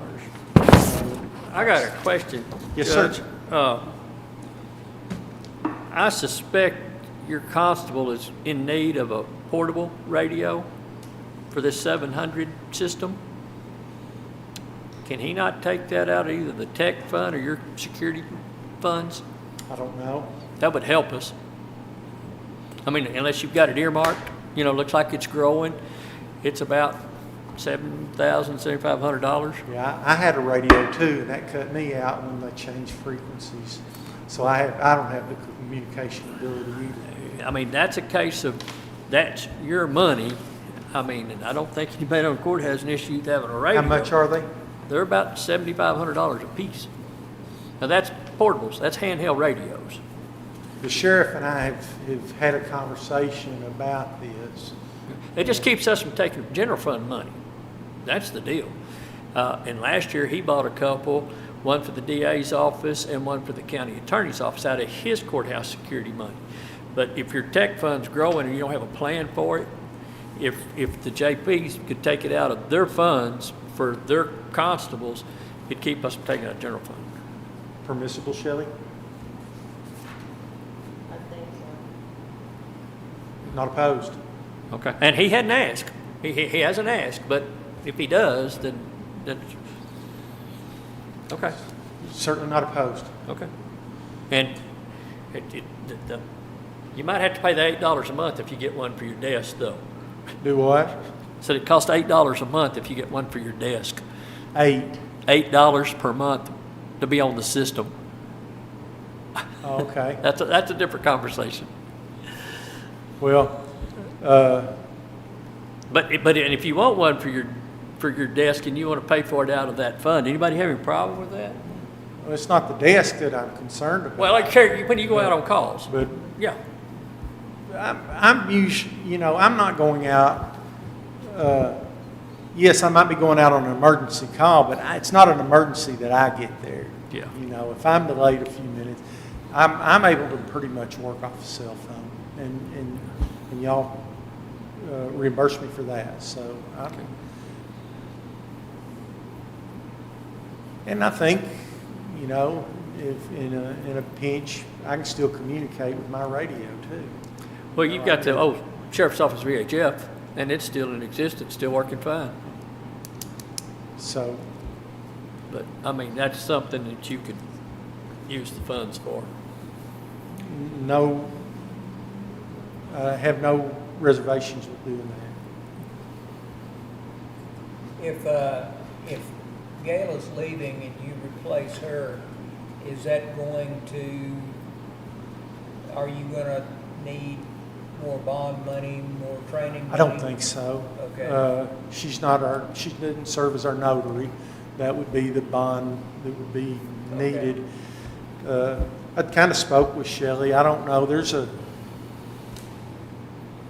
I've got one notary in the office, but the sheriff's office has got a notary across the hall. Right. So there's times that Michelle will need to notarize something for that office. They've got more than one notary over there as well. They've got notaries in the jail too. Right. But there's times that we've helped each other out with notary if needed. All the complaints that come into our office from the agencies have to be notarized. Some of them are notarized when they arrive. Some of them get notarized after they're there. We definitely have to have one there, need to have one there. But so far, we're able to do it like we are.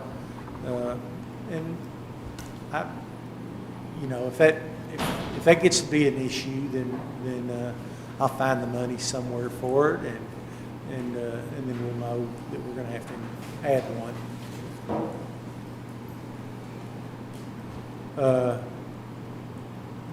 Do y'all have any questions for me as to the?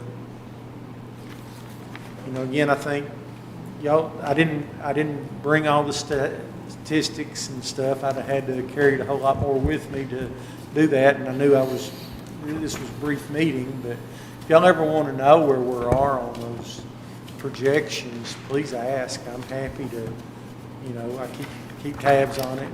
And happy to check. We have had a couple of record weeks recently, more intake than ever as far as fines. How much time did you spend down at FRF? Down there quite some time.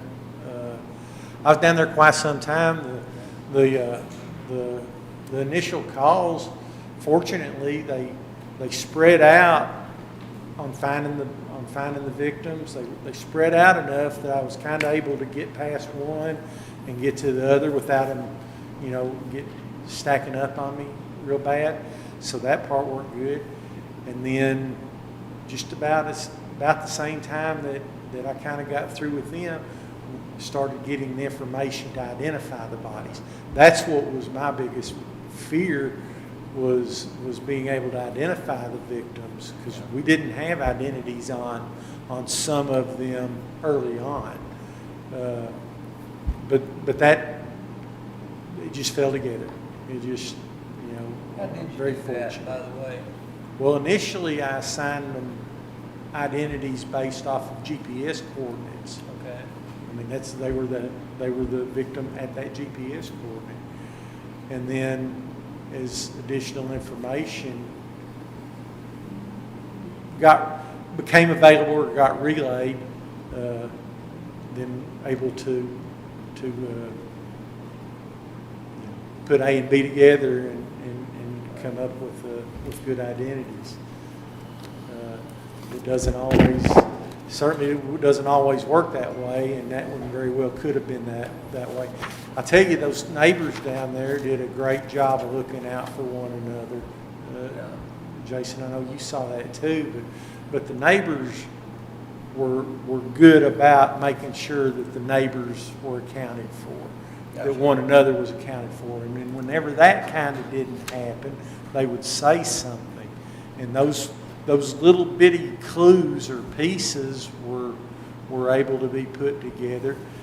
Made it a little harder because you had, like we had a deceased that had two family members that were taken to two different hospitals. So you got family member here, and a deceased, and they don't know where each other are. They don't know that Dad's deceased. They don't know that, so it's just kind of chaotic a little bit in the beginning, but I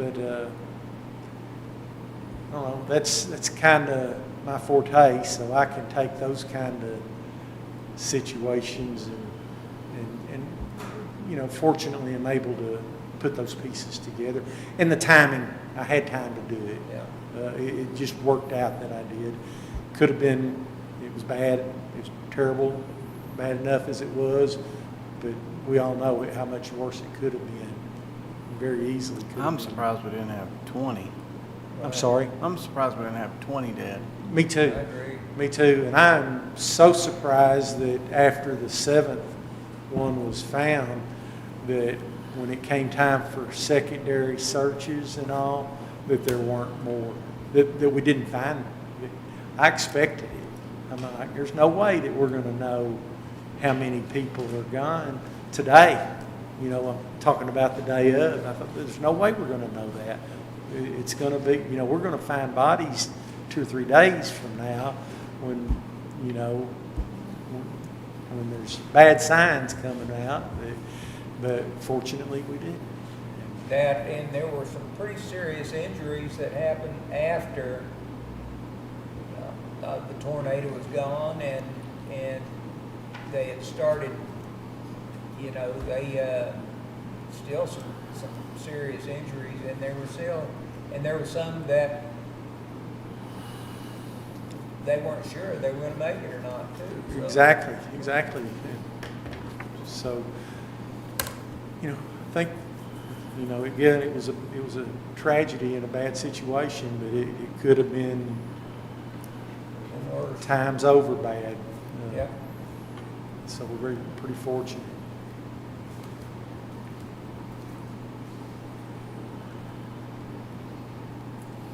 You have any questions of us? No, I appreciate y'all's support. You've always been there for us, and I recognize that, and I really appreciate it. Hope to be able to help any way I can. Mark called me and said he wasn't going to be able to be here this afternoon. Did he talk to you beforehand? I was aware that he wasn't going to be here. Okay. Did he pass along anything to you? No. I asked if he had anything to present. I don't know what it is. Okay.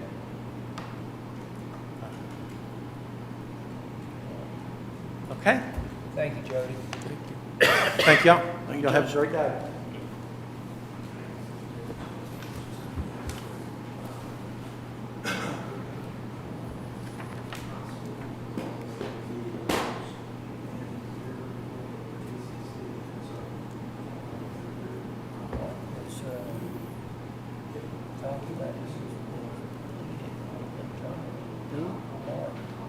hospital.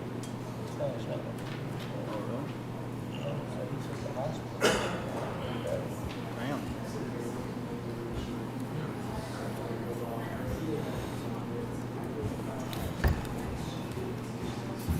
Y'all go on without him, or Oh, he can come at a later time. Are you gonna present it for him? I mean, I don't think you can present it. I can't present all of it. I mean- He told me a couple of things, but I know they're not everything he wants, so. Yeah. Well, I mean, Why don't we just, I'm thinking we ought to just get him. he got some significant changes. Yeah. No. $535 in reserve expense. ain't- Okay, am I next? You are. Right. Yes, no, not that. That's right. You're it. All right, well, good afternoon to Judge, Commissioners, and Might wait where, till Adam's back. who's not here? Oh, Adam, Adam. oh, okay. And then, what kind of car are you gonna get for $7,300? Yeah. And then, find one of our office supplies. What you do is you got to do it last year, but this year, if you don't catch it, he goes and puts it in the perimeter. That's what he tried. Yeah.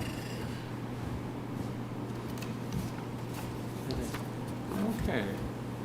Looks like we're all here. Can you start over now? Good, I'm sorry? Can you start over now? I'm trying to remember what I said. I said good afternoon, Judge and Commissioners, I believe, so I'm gonna stick with that. Before I get started, I'm gonna follow up on something that I heard Judge Henry talk about. This last catastrophic event that we had out here, he and I have discussed a situation, and it really is just internal between us, but I think that possibly Mr. Fletcher would want to know about it. You know, if we have what I think we could consider a mass casualty, I think both of us should be called. I didn't even know anything about this till the next morning, and I commend Jody. He did a marvelous job, and he was able to, in this case, he was able to move forward and get everything done. But I think that when we have, you know, we could have a terrible accident on the highway, tornadoes, whatever. I think in mass casualties, that he and I have determined that we probably both should be called. But anyway, that's just kind of a side note of something that we've been thinking about, we've been working on. So anyway, as far as Precinct 2 is talking about, I don't think we have any major changes in any of the budgeting items that we have. The only thing is, I'm looking back at my paperwork, we did increase the car allowance. Last year, there was a mix-up probably on my part, but anyway, we did not get the incremental raise that Precinct 1 got. In other words, we were at 4,800 and Precinct 1 was at 6,000, and I think that was the intent. It was just a matter of somewhere between starting the process and getting all the information to the auditor, it fell by the wayside somewhere. I mean, I'm not concerned about that, but I just wanted to make a note that that's the only real difference that we have on our budget. Down in office supplies, we added $200. No particular reason for that other than inflationary pressures that are coming upon all of us. And they're looking back, there was a time that we spent a little over $3,000 in 2022. Since then, in 2023, it was significantly under. So not knowing exactly what's going to happen, I don't really anticipate anything major there on that particular item. And there's nothing, everything else has been taken care of in budgeting for. We are going to deal with the issue of the copy machine. I've talked to Shelley about that, and when all of this is passed and she has a little more time, we're going to talk about that. And I don't know if the intent is to continue with a rental agreement or to purchase. In either case, that's coming out of the technology budget, which, you know, we have plenty of funds in there. So that's just an issue that I'll take up with our auditor later on when she has time to address that. But Other than that, I don't see or anticipate any changes, but I would be happy to entertain any questions that any of you might have. It looks like, Judge, that you increased your conference expense also, $2,500 for conference. Oh, let me look. Well, I think that was budgeted in 25. I will tell you that we're not, I don't think. I'm sorry, it was an budgeted in 24. Yeah, you're right. Okay, Yeah. yes, and I will tell you, the only reason for that is that possibly some of the clerks may be going to the clerks. We have, well, one very new, and then two that I would call intermediately new, that have not been able to go to any of the conferences. And I'm doing most of mine electronically. I may go to one 10-hour conference, but other than that, I'm not going to need it, but some of the clerks are. And it could be this time that we would not even meet the budgeted amount for the conferences. I asked Jody if he would be willing to fund a portable radio for his constable out of your tech funds. Mm-hmm. Your constable has not asked yet, but if he does, it's about $7,500. Mm-hmm. You feel comfortable in doing that? I don't think that would be a problem.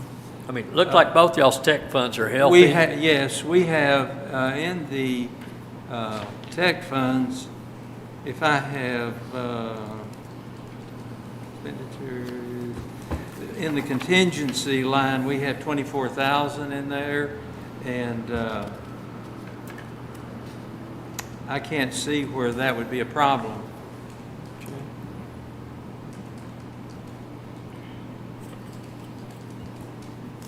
Like I said, he hadn't asked, and it's about a 6-month wait to get one of them. Right. So if we I would order be today, happy to probably next budget, you know. I'd be happy to entertain that. Now, I suppose he just uses cell phones and that type of thing. But Oh, and he may not ask, but I mean, I will be happy to it just inquire. keeps us from paying for it out of general fund when it may not be overly utilized. Exactly, but if he determines that it's needed and would be usable, I don't have any problem with it coming out of that fund. I don't think that there's any provisions out there that we're going to need it otherwise.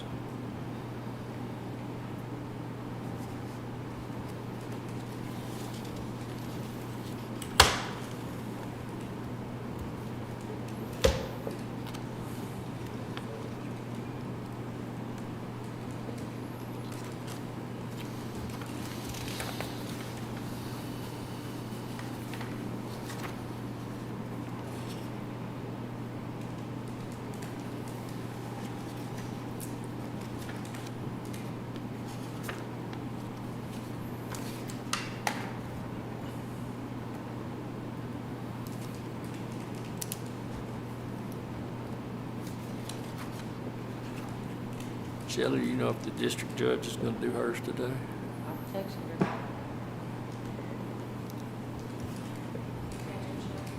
Yep. 2 times. I don't have any other questions. Is that it? Pretty easy one. Yeah. All right, we appreciate you guys and ladies, all the good work you do, and I will go on out to the hospital and take care of business out there now. So, I always prefer visiting with you and Jody like this as opposed to you coming to where I am. as opposed to just doing it in open court? No, Is as that what you- opposed to me not knowing you're there. I get it, okay. Yeah, All right. Yeah, I could see where that would be a negative, wouldn't it, yeah, John? that would be. Okay. Okay, but once again, I do thank everybody, and if any questions come up in any of your minds, be sure and get a hold. And the ones that haven't been in the office recently, I would invite you to come in. And, you know, we had a major change because we had some major personnel changes. And I would just invite you to come in and see the changes that have been made. I know you've had plenty on your plate here lately, but when you get an opportunity to do that, we'd like for each of you to come back. Okay, thank you so much. Good day. Thank you, Carol. You are welcome, thank you.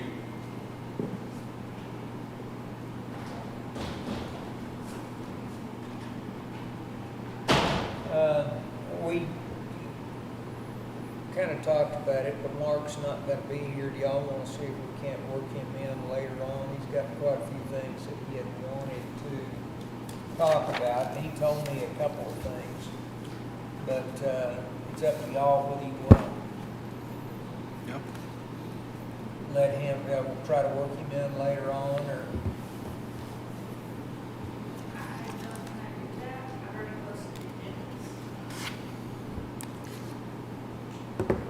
well, I guess if we could take them out of order, we could probably.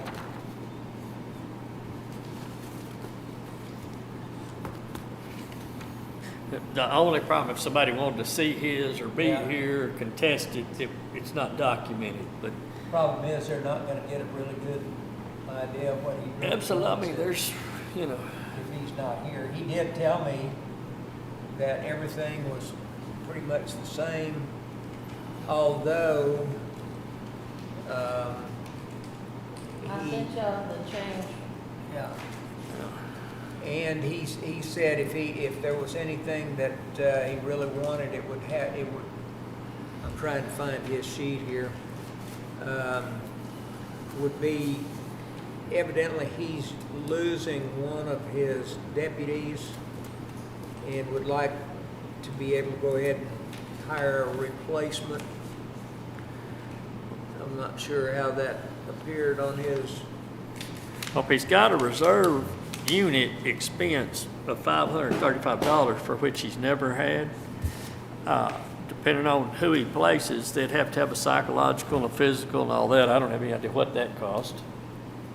He didn't say he was losing one. Yeah, and last time, if you remember, he wanted to add one. He wasn't losing one. He came to us to add one. He wants to add a new additional reserve. He's not losing one. Yeah, and that, he said, he told me he anticipated losing one in the next 2 or 3 months or so. That's changed since we met with him. Yeah, it Yeah. may have. so. That's the last thing he told me, though. That's, He's requested to bump his ammo again. He did request a new radio. Is that under vehicle purchase Well, that line item's supposed to be machinery and equipment. at 570? Okay, so that's, I wondered what, okay, so that's his radio. And we just heard Jody say that he would entertain that. And I'm guessing that's for a handheld because he already has a regular one. What's he got for $710 in bonds? The reserves. 3 reserves? And they're all up? Well, his and Oh, and 3 others if he's gonna add that. 9250 and 17750. And then he's got 535 down there for we don't know what. But if he's, I don't know how many he needs. Well, how many does Chuck have? 0. 0. Well, I mean, what's, I mean, if you were, yeah, I don't, he's not here to defend himself, but same, I'm sure it's the same thought process he had before. Those 2 are not always available, so he wants another one.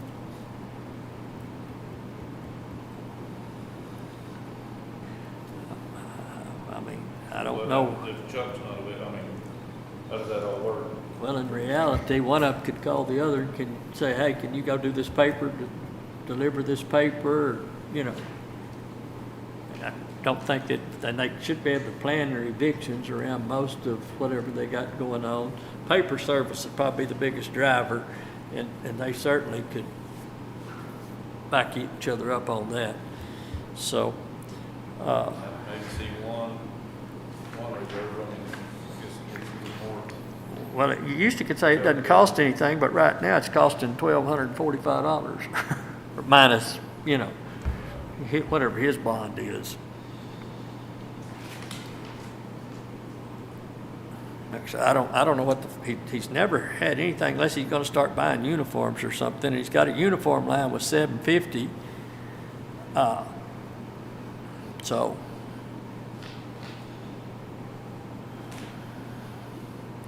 Of course, I know before the halfway point, he was trying to do that budget amendment to buy ammo, do it out of uniforms. But, and I guess we're not making any decisions today anyway, but I understand the 7,300 now. I don't understand the 535 and the 710 apparently, if that's for 4 people.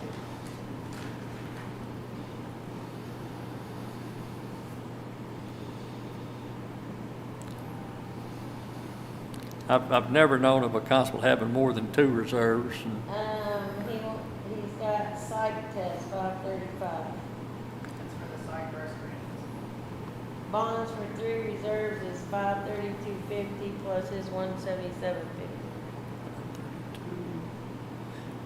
so that suggests his reserve hadn't been active for a while, so he didn't have to go back and do physicals and psychologicals You and said all that. 3 That's an reserves? additional one.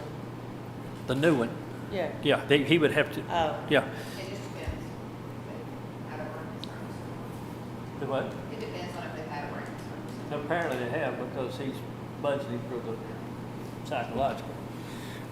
So, I mean, it's up to the court there, obviously, is how many they think he needs, and this one's gonna cost him a little more because he's bringing him in from somewhere inactive.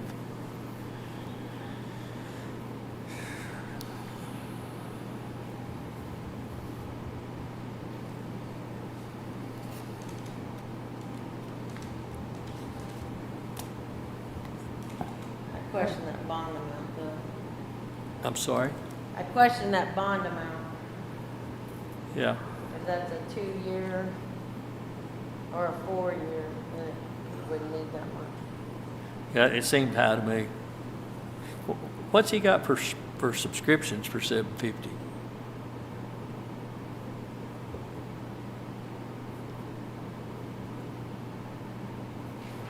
He spent, He's got 170. I'm sorry? It's 170. Oh, uniform $750, I'm sorry. Bifocals got all messed up there.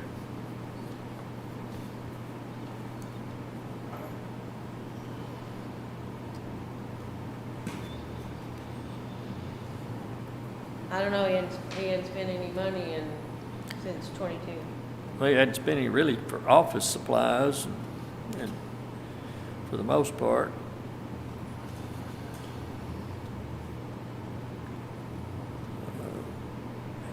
He's spent $50 in miscellaneous, 45, I guess.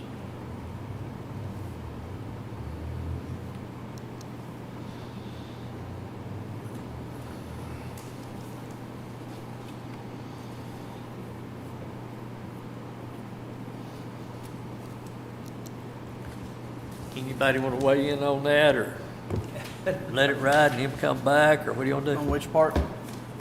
Any of it. Oh, I thought you had a specific question. Well, no, I've highlighted a couple of 3 things there. I mean, do you want to fund a 3rd reserve? I mean, Okay. I don't, Do you want to increase his ammo, $200? The radio, the JP's going to take care of him out of the tech fund. He's added 500 in fuel. He's added, he kept the same amount in vehicle maintenance, even though he's not spending half that either time. But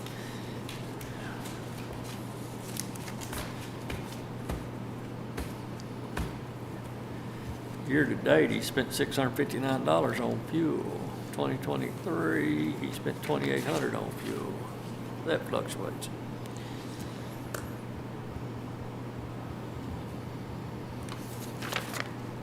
Moving right along. I don't see the need for the additional deputy to, unless one's leaving, I mean, I guess he feels like he needs 2, but He also asked for a pay increase. I was gonna say, he's the only one today that put the pay increase on his budget. Yep. Well, there's more. Well, I'm Yeah, sure that's there's more personal. coming, but that's just today. Well, and I'm guessing we're gonna talk about raises all at one time. Yeah. So, well, nothing special there.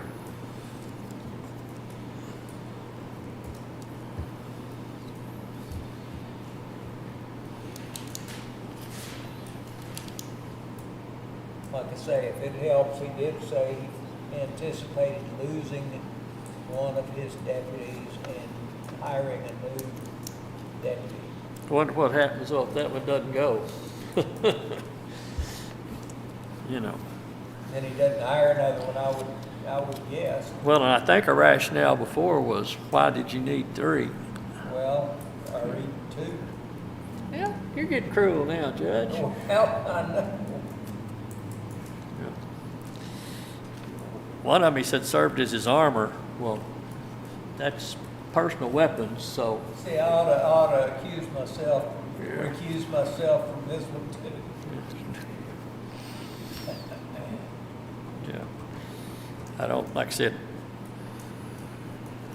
armor'd be great to have, but when they're your personal weapons, Well, I what, don't think you carry an armor on county ticket for, I wonder what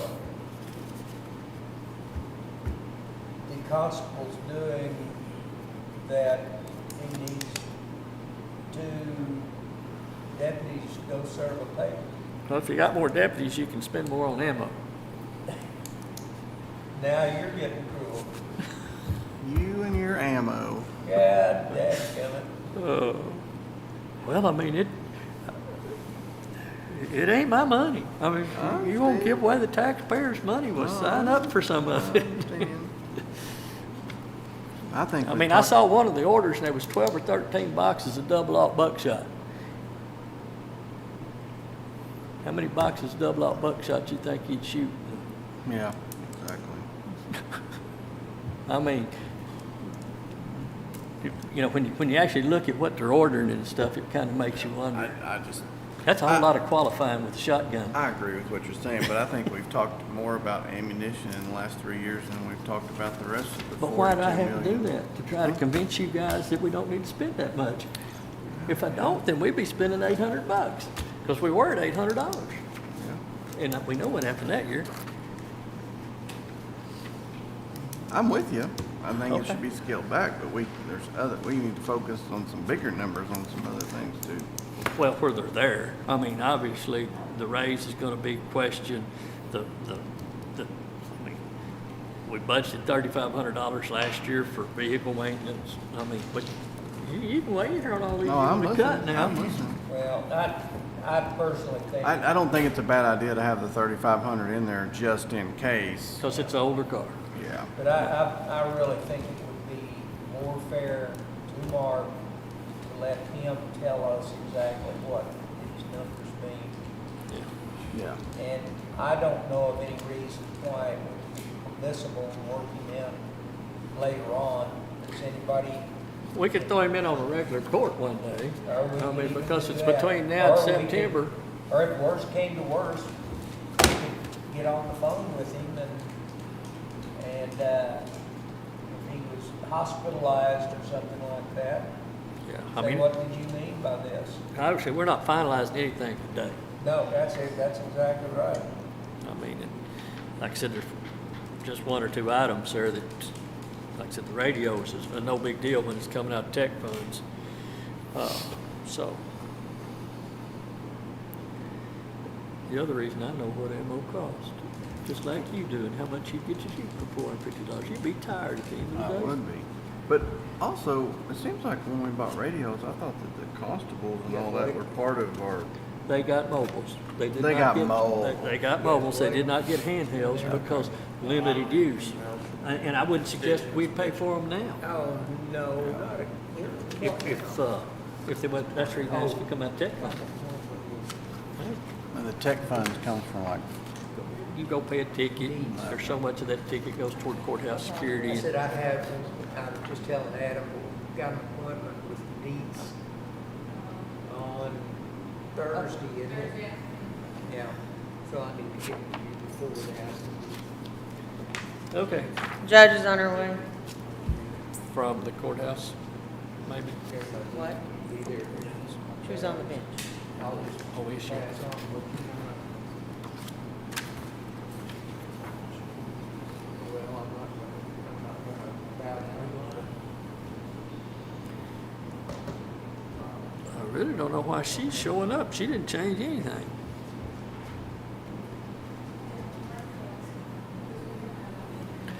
I was gonna print your Excel spreadsheet at lunch, and I actually sent it to the courtroom and didn't go over and get it, because that's what I wish I'd have been following.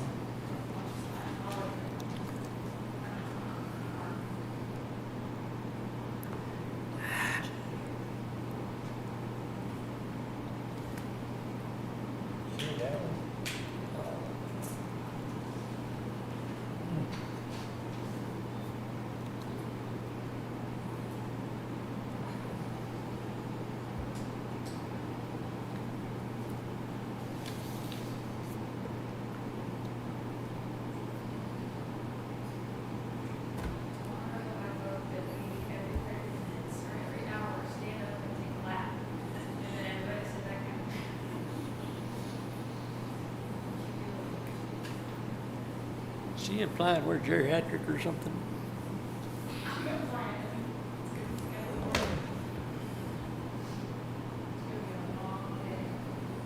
And tomorrow?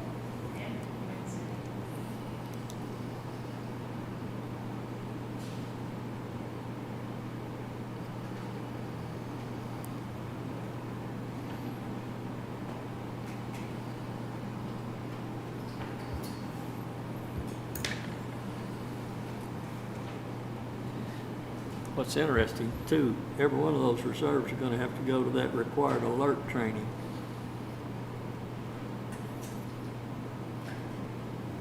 He said every licensed peace officer.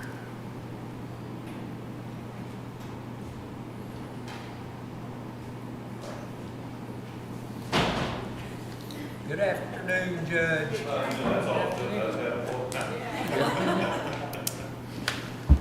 But she'll be quick, you know. Yeah. And then we'll be done. You're the only thing between us and taking the rest of the afternoon off, so no pressure. Well, I don't think that I've asked for any increase at all, have I? Except for subscription, which went up.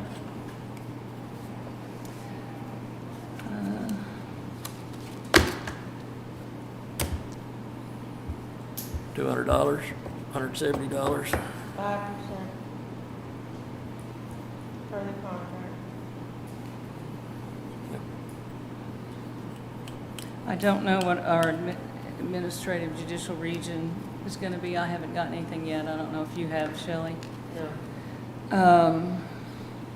Actually, I went down on association dues. Went down on miscellaneous, $31. And I think the rest are the same, except salaries. I'm asking for whatever y'all decide to give the employees. And I think Shelley knew that my subscription was going to go up from $32.79 to $34.43. So that's the only increase. That's an easy one. Yep. What are you doing for court reporter now? Who is your court reporter now? Teresa Ward. Okay.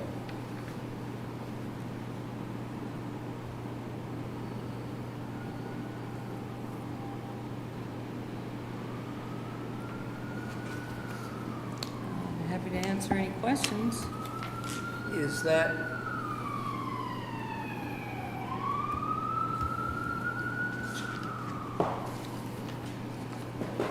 the salary for court reporter? I know there's no way you can nail down what that's gonna be or anything like that. Excuse me? There's no way you can, you know, this year, I guess, was probably a much bigger year than most with some of the trials you had this year. Well, her records, that with the Calhoun trial, her record expenses, that might Right. be probably larger.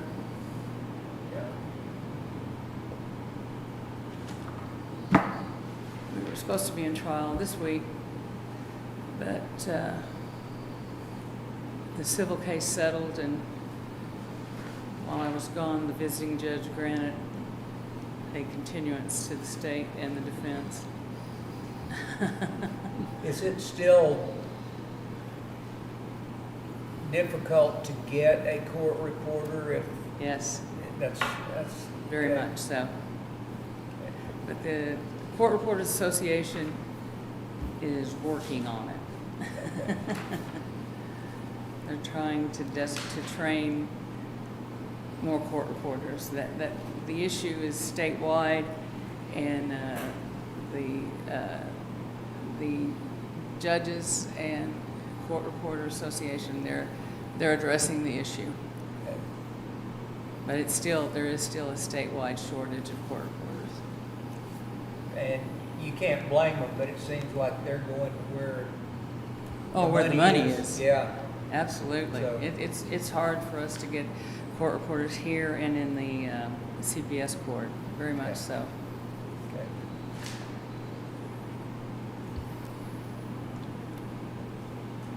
Yours is easy, Judge. Rarely is that said.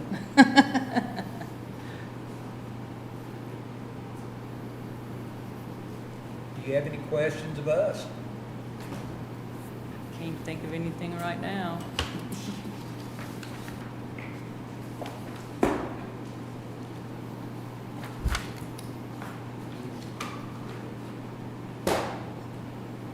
Sorry you had to come all the way down. Oh, no. here just Hey. for that. I've got But, people in jail wanting a court-appointed attorney, so y'all don't need me any further. Appreciate you keeping it scaled back. Excuse me? Appreciate you keeping it scaled back. Yeah. That's right. That helps. Thank you. Appreciate it. Bye, Judge.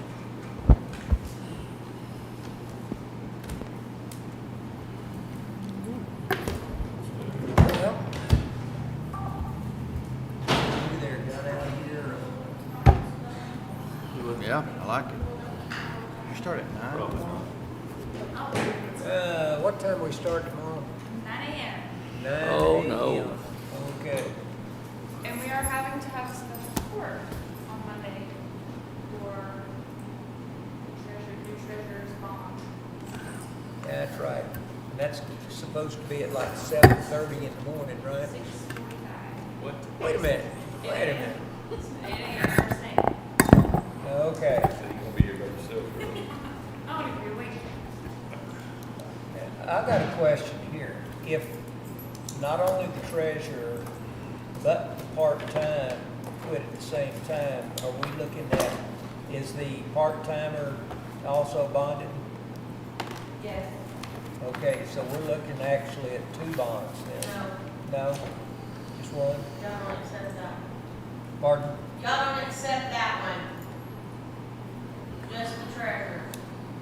Okay.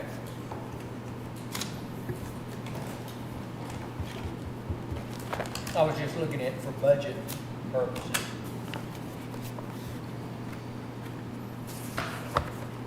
I don't know if she has a 4-year bond or currently or what.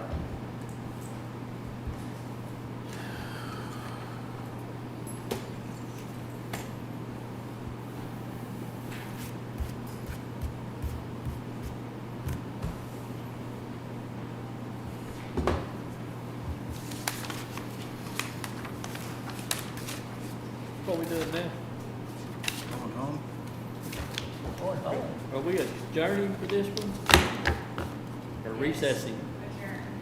We are adjourning. Does anybody have anything before we do? I don't know if she pays for that annually, it's $504. I don't know if she pays for it annually or not. Okay. I will find out when we, If it's annually, it may already be in the budget, Shelley. Well, it's $525 in the budget for next Picture G. you have anything before we, Elizabeth, got anything for us? Elizabeth? Go in February or somewhere in there. I can't For that, Oh, I need to take the Are legislature. you done? I'm done. for the financial Are you aid. guys done? Yeah, I saw that one. What about, And all the rest of us have been enrolled for College Station and San Marcos. Are you guys That's north done? and east, and then the You're done? Adam, For a you done? motion. The north and east. Christian, and the you got angel. anything San for us? Marcos. Chelsea? All right. With that, we'll adjourn at, I'd make a 3. motion Thank you. that we adjourn. Yeah, if you want to, if you insist. Now you can It's 'cause Pam's down there talking ugly. What time we adjourn? now you can say the time. Well, I didn't hear a second. I did. Oh, yeah. That's it. Okay, I didn't hear it though. Which one y'all, which one you All want right, we have a motion, Commissioner Hollowell, San second, Marcos, Commissioner that's called- Sicking. All in favor? Aye. And we sure didn't vote on it, so we'll adjourn Yes, at and you, 3:44.